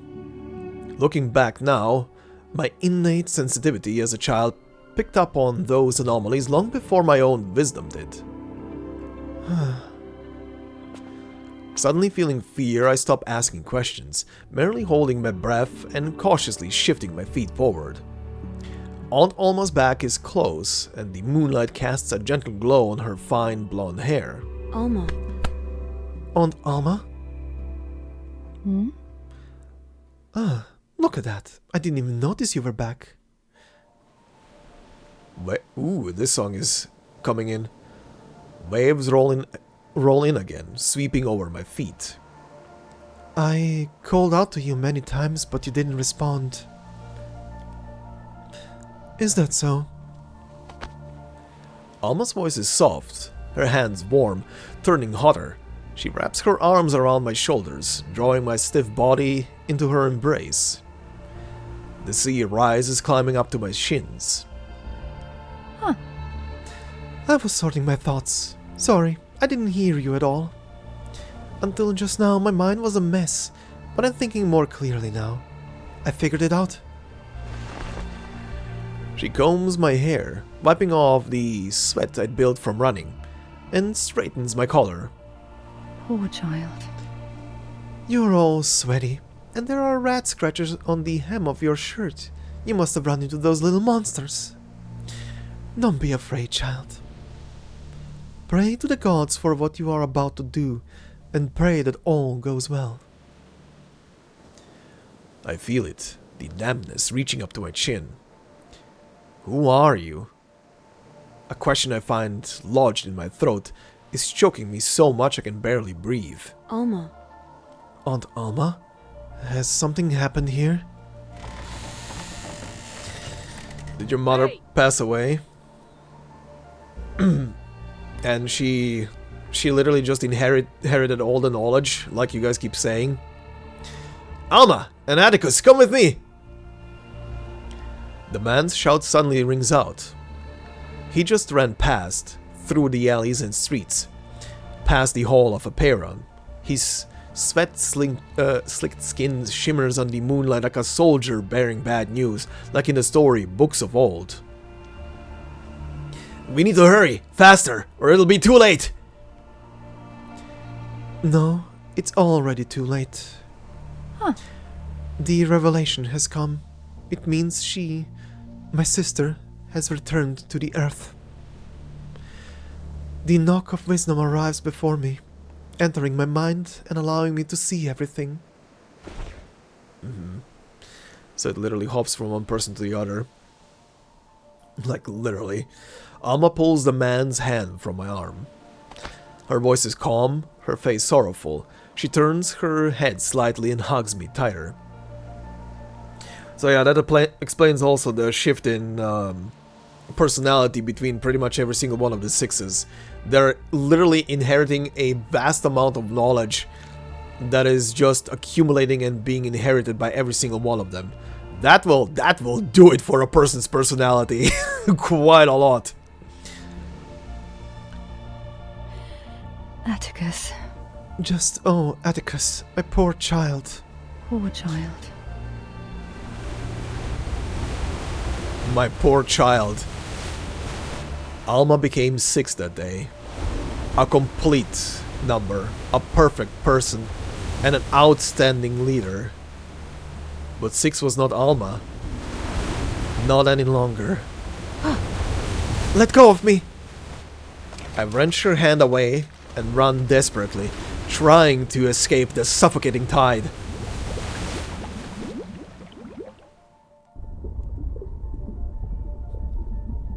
My child. That was a creepy one. That was a creepy one.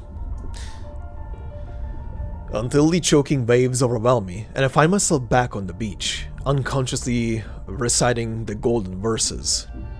My fear originates from it, yet when I feel uncertain I still return here, like a child who can't imagine straying too far from home. Praying to the gods for what you're about to do. Ooh.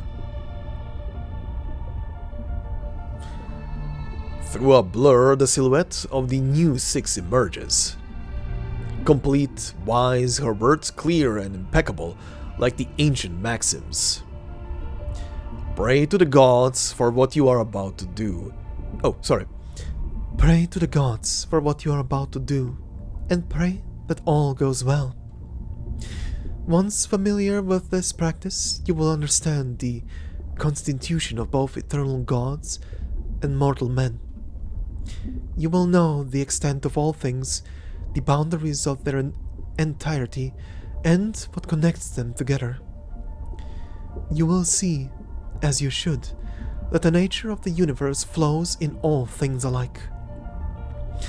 Thus you will not hope for what is beyond your reach, and you will not be deceived. I can't think any further.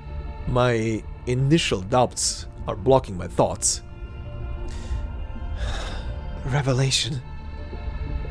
Is this the revelation that falls upon a 6? The sea completely engulfs my head, the suffocation reminding me that I have lost someone dear to me forever. And this is the blessing from above.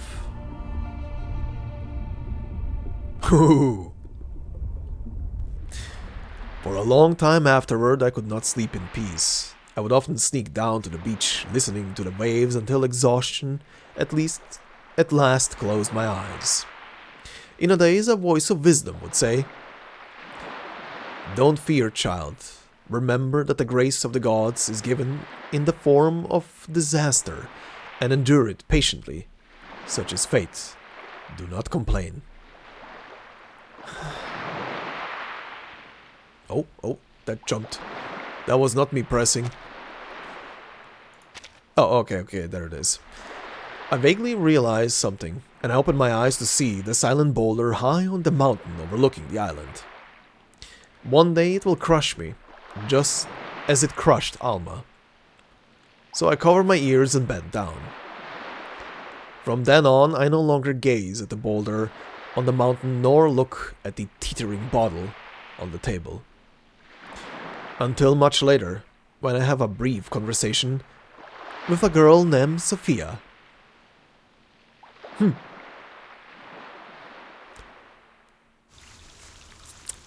And that was his turning point then.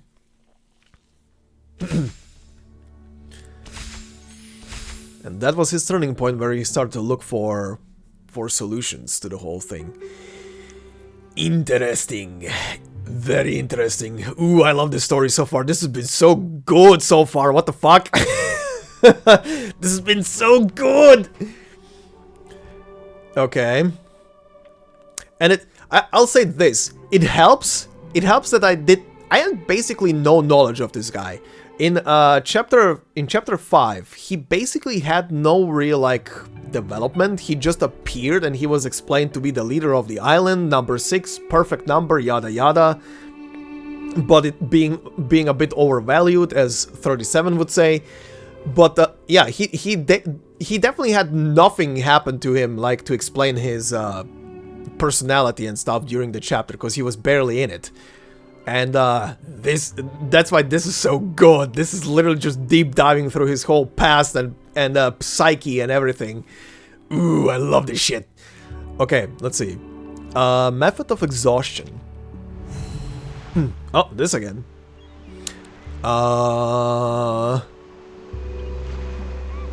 210, I guess. Coastal journey. Since then, I've distanced myself from my friends. So, even if I end up like Alma, they won't feel sad for me. Ah! Motherfucker! I didn't even consider that. Yeah. That's why he doesn't want to interact with them too much. Until I was a teenager, I walked alone in silence and doubt. Does knowledge transform us from caterpillars into butterflies? Or is it like snakes shedding their skin? After becoming a 6, are we changed or discarded? Or is it both? This is a long beach, and it happens to be right along the edge of the sea. I am placed here, searching for answers to my questions. Those were trying days. Oh, Alma? Confront fear. No. He who has doubts. Are we changed or discarded, or is it both? Ooh.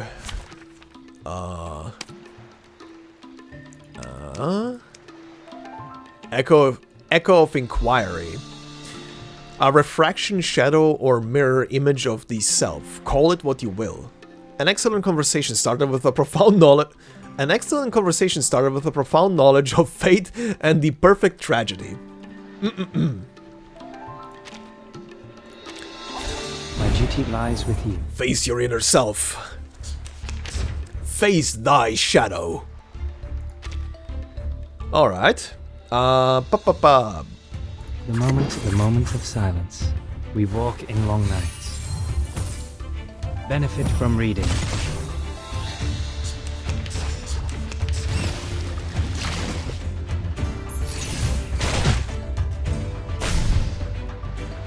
The moment of silence. Learn from silence. Learn from silence. Okay. Okay, big kitty. Okay, big kitty. Let's do this properly. Big buff. Time for ears to listen. The moment of silence. Debuff for you. Well, random debuff for you, but debuff. Learn from silence. Okay, that works. That works. The moment of utter. Time for tongues to speak of truth. We walk in long nights. The scale of your soul has tilted. The balance needs to be restored. Nice. Delete it. I still harbor doubts. No, you shouldn't doubt. Perfection is the ideal state, and a predetermined fate cannot be defied. Okay, buddy. The moment of silence. Time for ears to listen until the torch is lit. Benefit from reading. We walk in long nights. Okay. Big buff. Time for ears to listen. Time Big for hit. tongues to speak of truth until the torch is lit. The scale of your soul has tilted. The balance needs to be restored.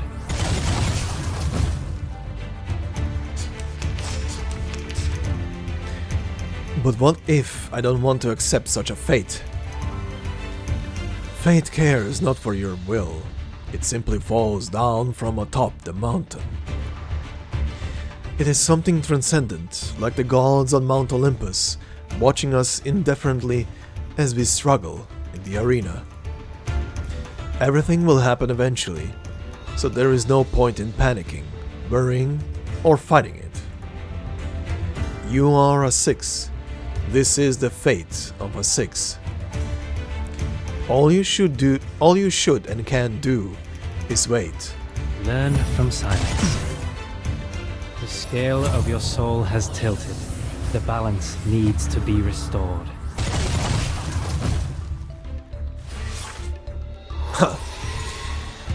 That's what you say, buddy. That's what you say, buddy, pal. Oh, I can do 3. Hold on. The moment of utterance until the torch is lit. Learn from silence. Learn from silence.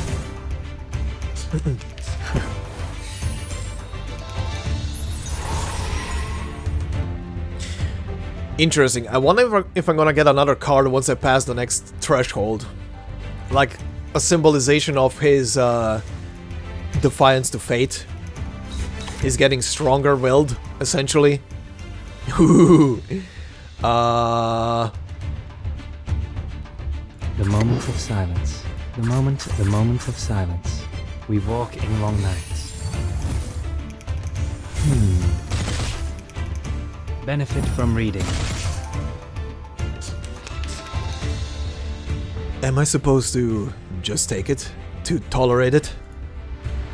Must I wait for the revelation to descend upon me passively, transform me into a whole new person? Is this what perfection is? Is this the wisdom we seek? Then who am I in this moment? Where is my will to be directed? Am I merely a vessel for a mission? Benefit from reading. The scale of your soul has tilted. The balance needs to be restored.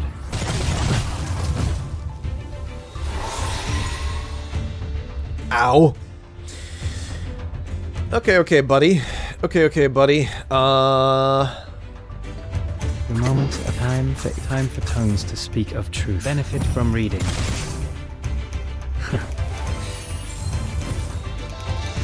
The scale of your soul has tilted. The balance needs to be restored. Nice, next threshold. This is the only answer I can give you. I don't know. But that is ultimately unimportant compared to the responsibilities of a 6. Oh! Victory secured. I should excuse myself. Oh, I thought he still had health left. Okay. Pulverize the guy. Well, fear has been confronted.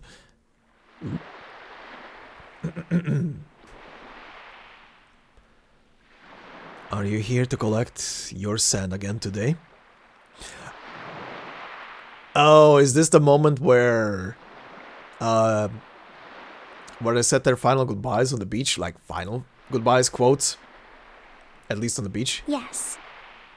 The fine sand here is ideal for polishing lenses. Yep, it is.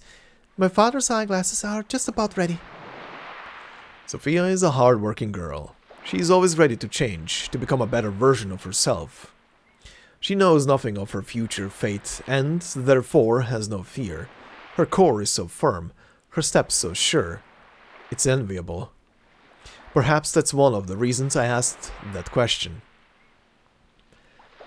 Why do you choose to struggle so much against the path of fate? I didn't really expect an answer from her. It was just spontaneous curiosity. We are entirely different people. Even if she gave her reason, they wouldn't help me. Not really. Because I have exhausted every possibility and sought every line of reasoning. My question is unsolvable. Sophia remains silent, wanting to say something, but hesitating. She twists the ends of her hair, avoiding my eye. I have to do something, anything. That's a peculiar answer. Without any reason, any logic, just doing something. So I am left puzzled again. But preparing for what must come is better than doing nothing at all. By the way. The glass bottle, like the one on the table. She flusteredly tries to give an example, inventing a glass bottle that is bound to break, then surrounding it with a cloth. This way, even if the bottle still breaks, we can pick up the pieces more easily. It's a practical explanation, pragmatic and devoid of abstraction. This is her answer to fate, the total opposite of mine. Thank you for the long talk, Sophia. A new path is carved out between the waters.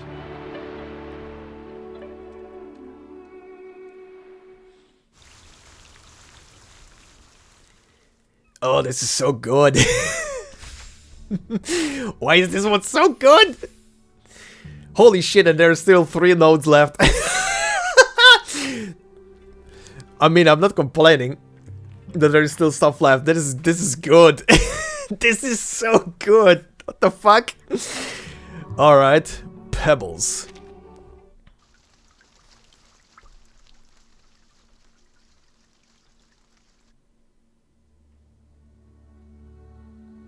Oh, flashback? Stories of fighting against fate are often not all that heart-stirring. In this story, there is no shepherd, no messenger, no sphinx. No head is served by a sword, no one is born or dies because of it.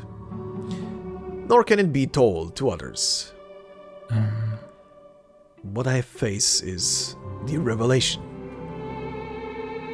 It is an uneasy enemy, unseen enemy. It is described as supreme wisdom, the voice from above. It perpetuates in sixes, urging them to fulfill the mission as leaders. It's not a tangible bottle.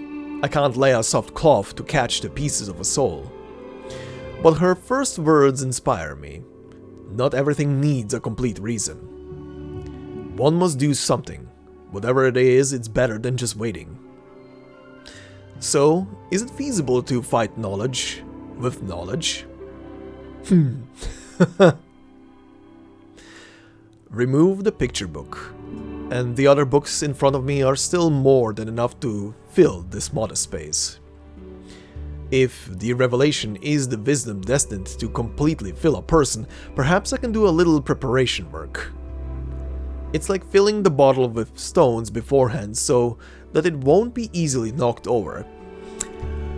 Oh, that's smart. Oh, that's actually smart. It just hit me what he is doing here with all the books. Oh, it just hit me.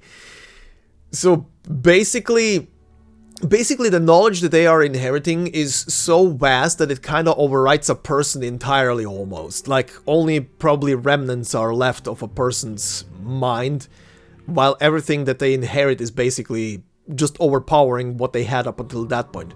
But what if, theoretically, what if he fills his brain with so much of his own knowledge, thoughts, self-conversations, but discussions still.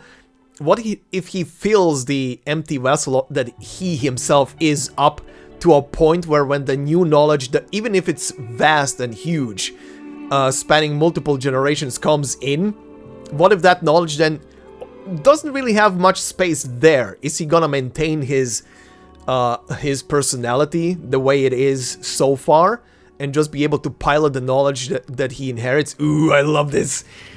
I love this guy's thinking.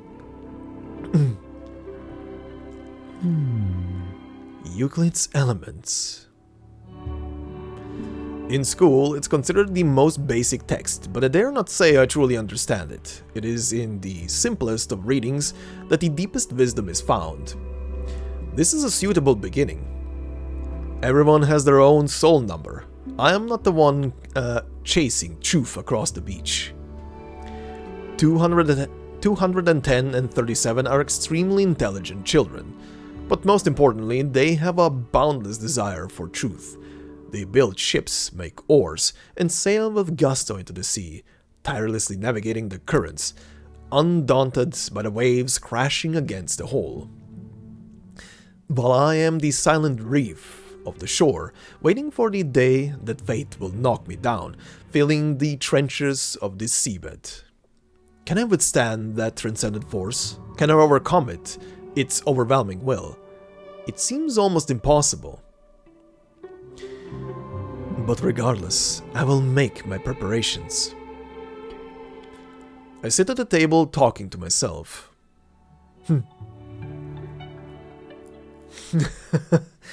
This smart little shitter. First page. I start by opening the first book. It's so heavy that its pages seem light. Introduction in Analyzing. Introduction in Analyzing Infinitorum. Analysium? Analysium. Introduction in Analysium Infinitorum. No, I must have missed something before it.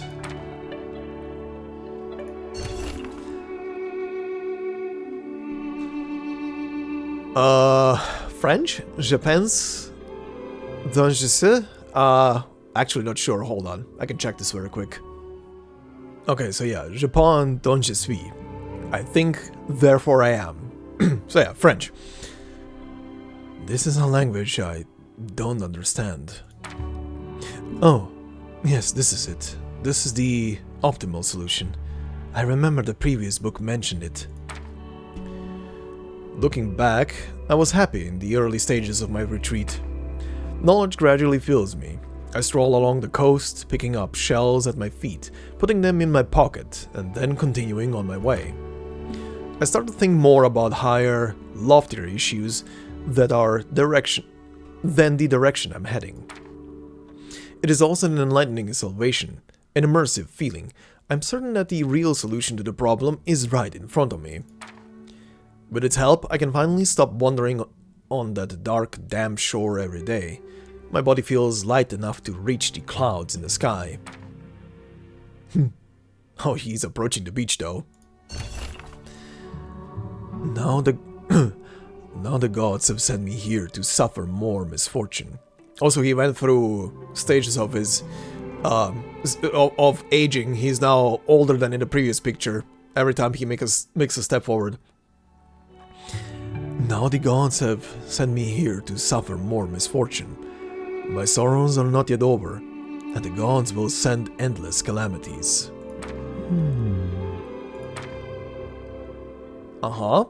Therefore, the horse hasn't been brought yet. She stands there. Goodbye has already been said, and there is nothing more to say to each other. He's just approaching the sea. but People who talk about themselves a lot are often just trying to hide their true nature. Oh? A revelation? Did he have an epiphany just now? Ooh, we're almost done. Classical unities?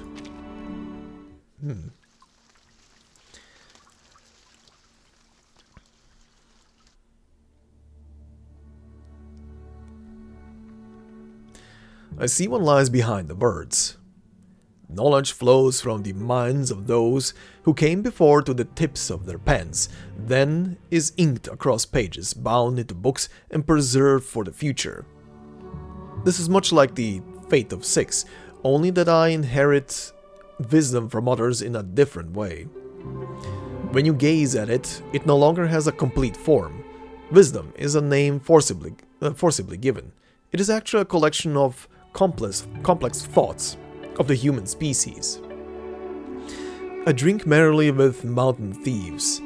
I voyage with heroes. I invite the wise to my side and debate with them.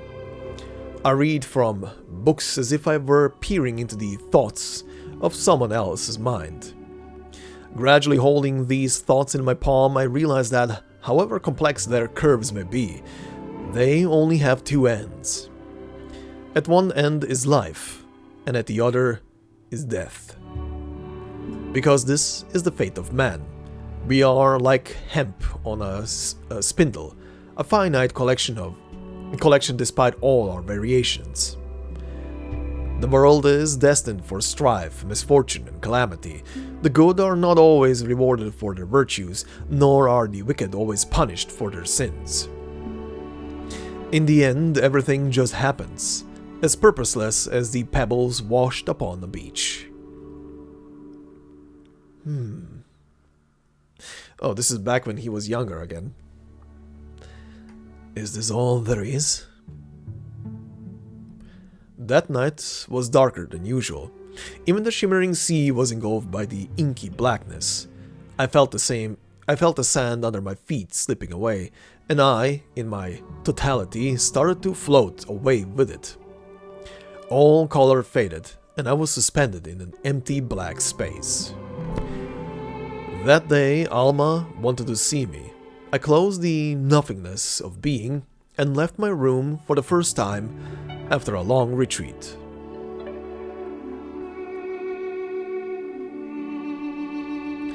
I returned to the roofed home and climbed up the slope, away from the sea's embrace.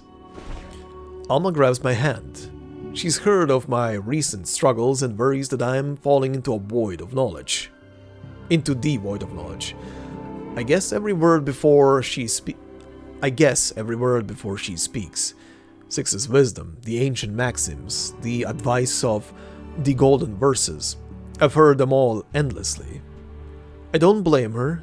This is the Six's duty, her destiny. I brush her hand away and return to my own battlefield.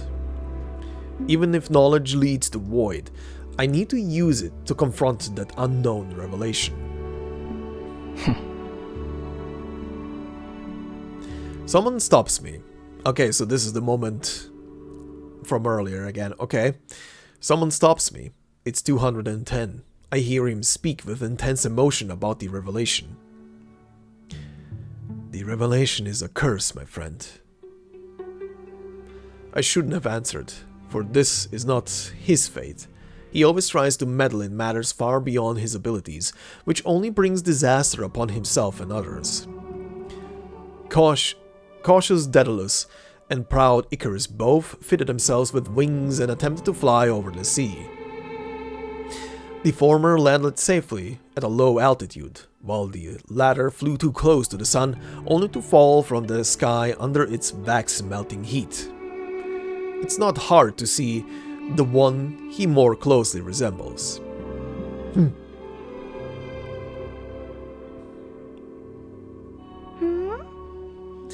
And now to the moment of 37. Someone enters my retreat. It's 37. She's always curious, always puzzling and questioning. Fortunately, she also always firmly believes she's right. Sorry, 37. I can't help you with this right now. In truth, I can answer her. My own questions earlier were as much or more profound than hers. And perhaps I could offer many wise answers, but they might do her more harm than good. The sea nymph Thetis dipped her son Achilles in the river Styx, granting him immortality. To keep her baby from being swept away by the strong current, the mother held onto him by the heel. Her love made Achilles' heel his one fatal weakness. It's not hard to see where 37's own weaknesses lie. At the very least, I shouldn't reveal them prematurely.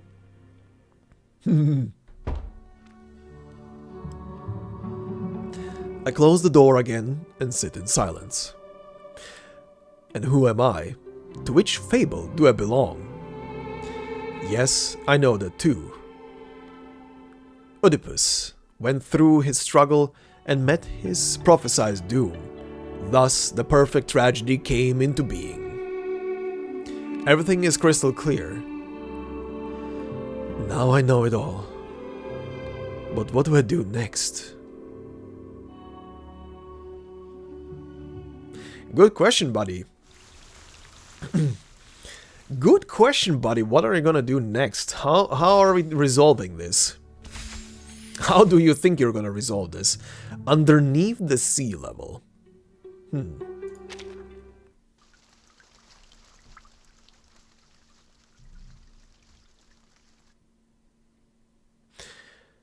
Since the night my mother passed away, I haven't set foot in the cemetery where she's buried.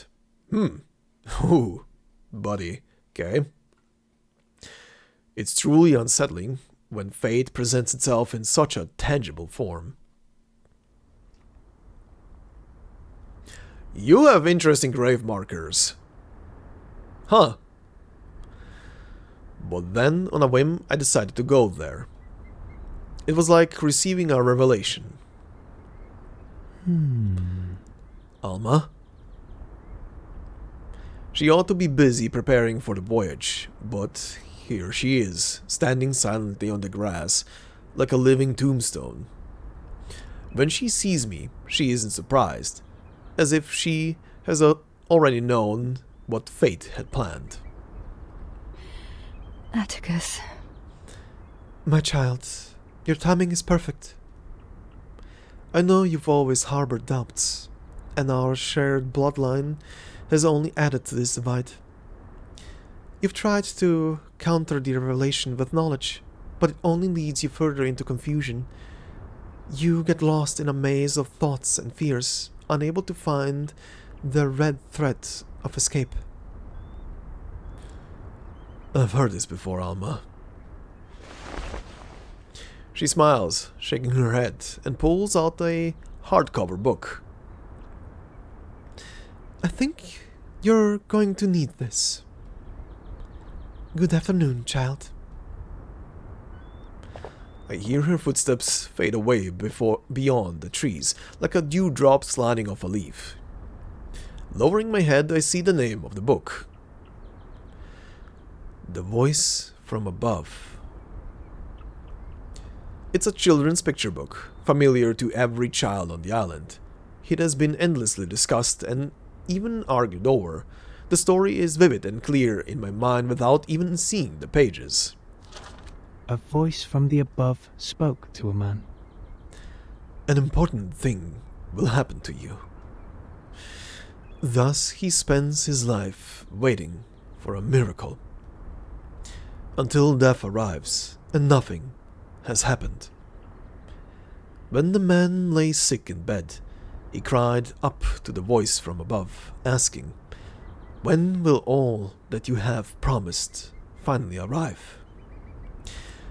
The voice from above said, "I gave you countless opportunities to work miracles, but you missed them all.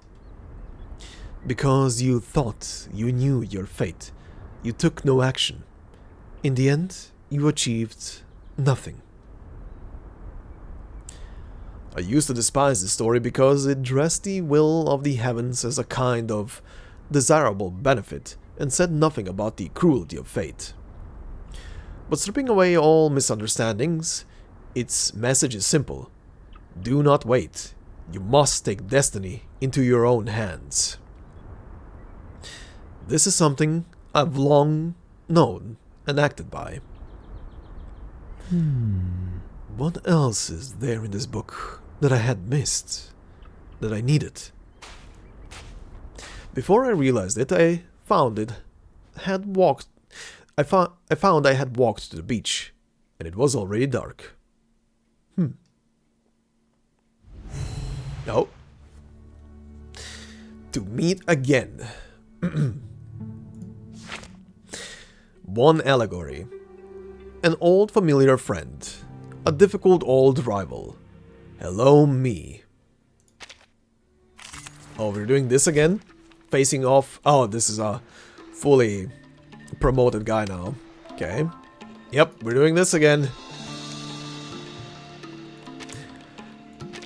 Okay. Lies with you.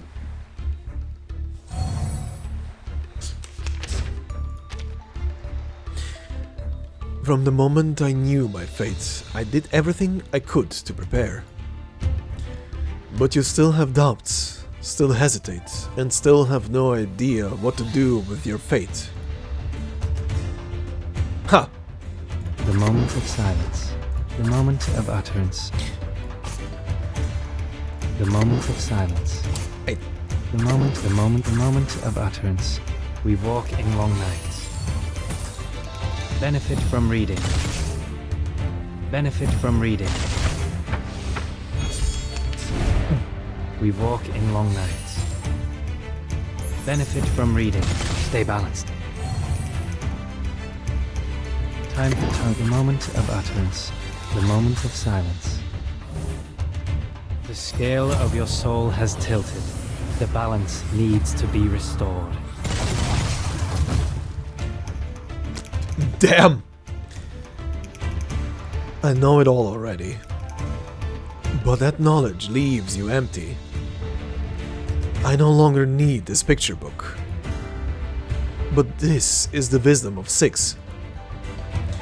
I am not the passive Vader in the fable. But perhaps you never understood the fable. Learn from silence. We walk in long nights.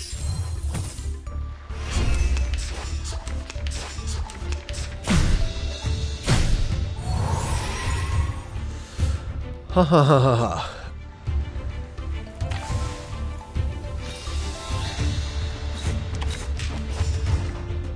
The moment it's time for tongues to speak of truth. Benefit from reading. Until the torch is lit. The scale of your soul has tilted. The balance needs to be restored.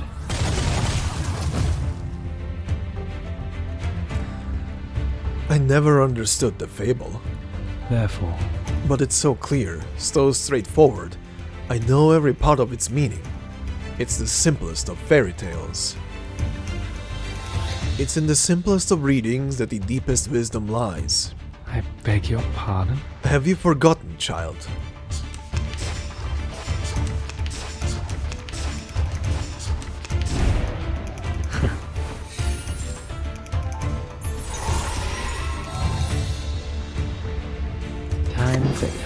Time for tongues to speak of truth. We walk in long nights.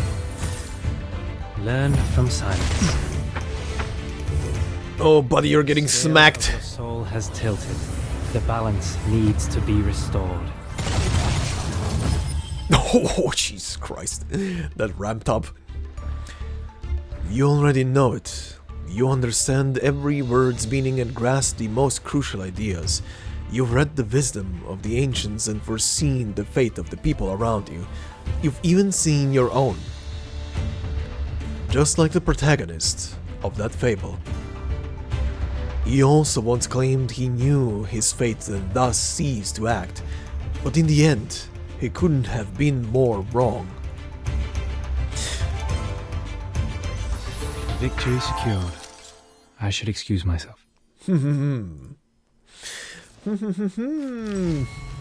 Very interesting. Ooh, a new dawn breaks. It's not a night beach anymore. Stay, huh? That night, the wind was gentle. I stand on the beach, watching the night turn to dawn. The rays of golden light rising over the sea. Waves crash forward, halting at my toes. I think of Alma, of those brief, not so lonely days that followed. The metal on my forehead is cool to the touch, a gift from Sophia in 37, and apparently with some contribution from 210. Sophia? Well, she stands on the shore, hesitant, perhaps looking for wood to make a small boat to follow in their wake. They appear as graceful, gently curving lines. I understand it now. I see it. People's destinies spread out like long trails on the beach. But that's all. I don't understand their feelings, their situations, or the circumstances under which they made their choices. I only know, but I don't understand it. Just like my own fate. Suddenly, I feel the humidity of the ocean heavy on my eyes. My vision blurs and the sea's horizon grows distant. It sparkles gently under the rays of the sun. Ah. A peak of grey-blue waves, lifting up white foam, stirs the deep blue beneath. The tides and currents of the sea are constant. I stumble, my toes stepping into the waves. The icy cold washes away all knowledge and words associated with it. Yes, this is what I'm missing. Knowing is not understanding. Seeing is not experiencing. Nothing I thought I knew was more real than the cold water lapping my toes. Until that revelation truly arrives, I can never claim to have understood fate. I close the picture book in my hands, feeling its gritty cover and solid texture. I see. Then I don't need any other books. Huh. Alright. One more cutscene to finish everything. The days that follow are calm. The believers seeking truth and knowledge sail out to explore a world of constantly changing phenomena. But the ship's return is far later than expected. No. No, impossible. They are already well past the maximum deviation possible. They must return today. As long as they are alive on the ship, there's no way they cannot be headed back. They wait day and night by the coast, eagerly anticipating the return of their leader and their ship. Soon they grow increasingly panicked. Hey! Hey, look, that's the ship! until one person shouts excitedly, jumping high with the joyful news. Excellent! I knew it! I knew they were alright! Great! I'm so glad. The ship returns from its voyage along its planned route, with no deviation in angle or speed.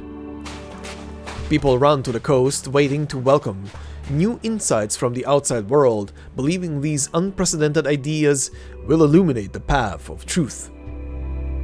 Dad! Among them is Atticus's dear friend. And here comes the storm. The emanation descends upon them. Everyone is calling out. Everyone is in an uproar. They scream, cry, and fall to the sandy ground. The ominous noise even reaches the roofed room.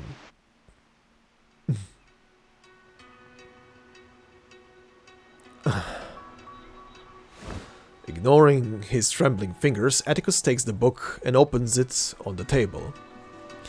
Regardless of the worst outcome, this is what he had planned to do. A voice from the above spoke to a man. An important thing will happen to you. What will it be? The man asked. You will gain wealth. You will gain fame. You will walk in the garden of wisdom and happiness. The voice answered. The reading voice stops, his fingers lingering on the page. At the same time, a geometric shape washes ashore. It's a beautiful tetrahedron, brilliant with a golden hue like Alma's shining blonde hair when she was in good health. The revelation has knocked on his door.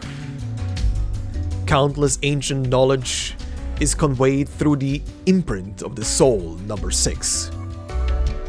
Moral, historical, empirical, abstract, mathematical, humanistic. This is the crystallization of wisdom, passed down from generation to generation by the island's leaders, a glimpse of the mysteries transmitted through the bloodline by those who perceive the truth. Revelation, knowledge, wisdom. They surge so tumultuously and vastly that entire lifetimes of achievements and thoughts from mortals are like bottles of water compared to the mighty ocean. The boulder of fate has rolled down from its peak, and a new 6 is born.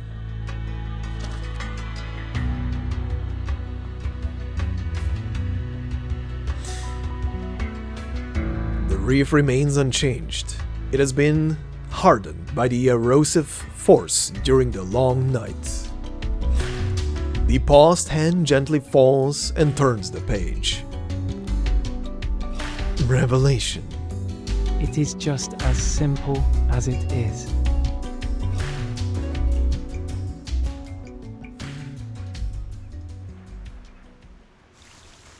Oh? Oh? Did his gamble work out? That felt like the gamble worked out. It didn't overwhelm his mind and thoughts. Ooh. Oh, this was so good. This was so good, though. Damn. Oh, shit. But yeah, I'm afraid I'm gonna have to split this apart because, oh boy, this was a long story. 10 nodes in total. Holy shit. Woo! But yeah, damn. Oh, I don't think I have much to say here outside of what I said already during this recording. This was so good! I would say the only thing that is slightly like maybe a mistake on his end is that yes, it seems to be a good call, or it seemed to be a good call to fill his empty vessel with knowledge before the other knowledge comes washing in. But I would say maybe one mistake he made is distance himself from his friends. Because as much as knowledge as he can absorb through the books that he was reading and picking up all of that, at the same time just probably also still hanging out with his friends and discussing stuff with them and picking up knowledge that way, might have also helped. Maybe it would have just ended up at the same result, but just saying that it could have resulted with the same thing, just with him having stronger bonds to his friends. But yeah, that will be it for this part. Next time we're then gonna check out 37's story in this thing and see how that is gonna be and what that one will entail. I have no idea how long it's gonna be. If it's gonna be short, then it is what it is, I don't know, but we'll see about that next time, because... Actually, I'll say this, if it's gonna be super short, like if I'm missing out on like 30 minutes of story, which I don't believe I'm gonna be, but if it's gonna be super short, maybe I'm gonna combine it with the start of the next chapter, but we'll see. We'll see about that. I'm gonna see about that when I start actually recording. Right now I have no knowledge about it. But yeah, this has been very good. And I am super happy that this literally dropped right around the corner as I'm about to head into chapter 7, because this definitely fleshed out him as a character and the whole inheriting knowledge and his responsibilities and stuff. So yeah, I'm just gonna leave it here at that, and we will continue next time with 37's story. But in the meantime, hope you guys enjoyed. If you did, consider leaving a like, it would help me out a lot. If you're new to the channel, consider subscribing, especially since chapter 7 is on the horizon, to see a big climax to a story, I guess, before we move on to the next part. And yeah, if you want to support me even more directly, memberships are open, but as I always say, there will be no video behind a membership. It is purely there to support me, my work, and the channel itself. Thank you very much. Thank you very much to the members that are already supporting, and yeah, I will see you all in the next part. Until then, bye bye.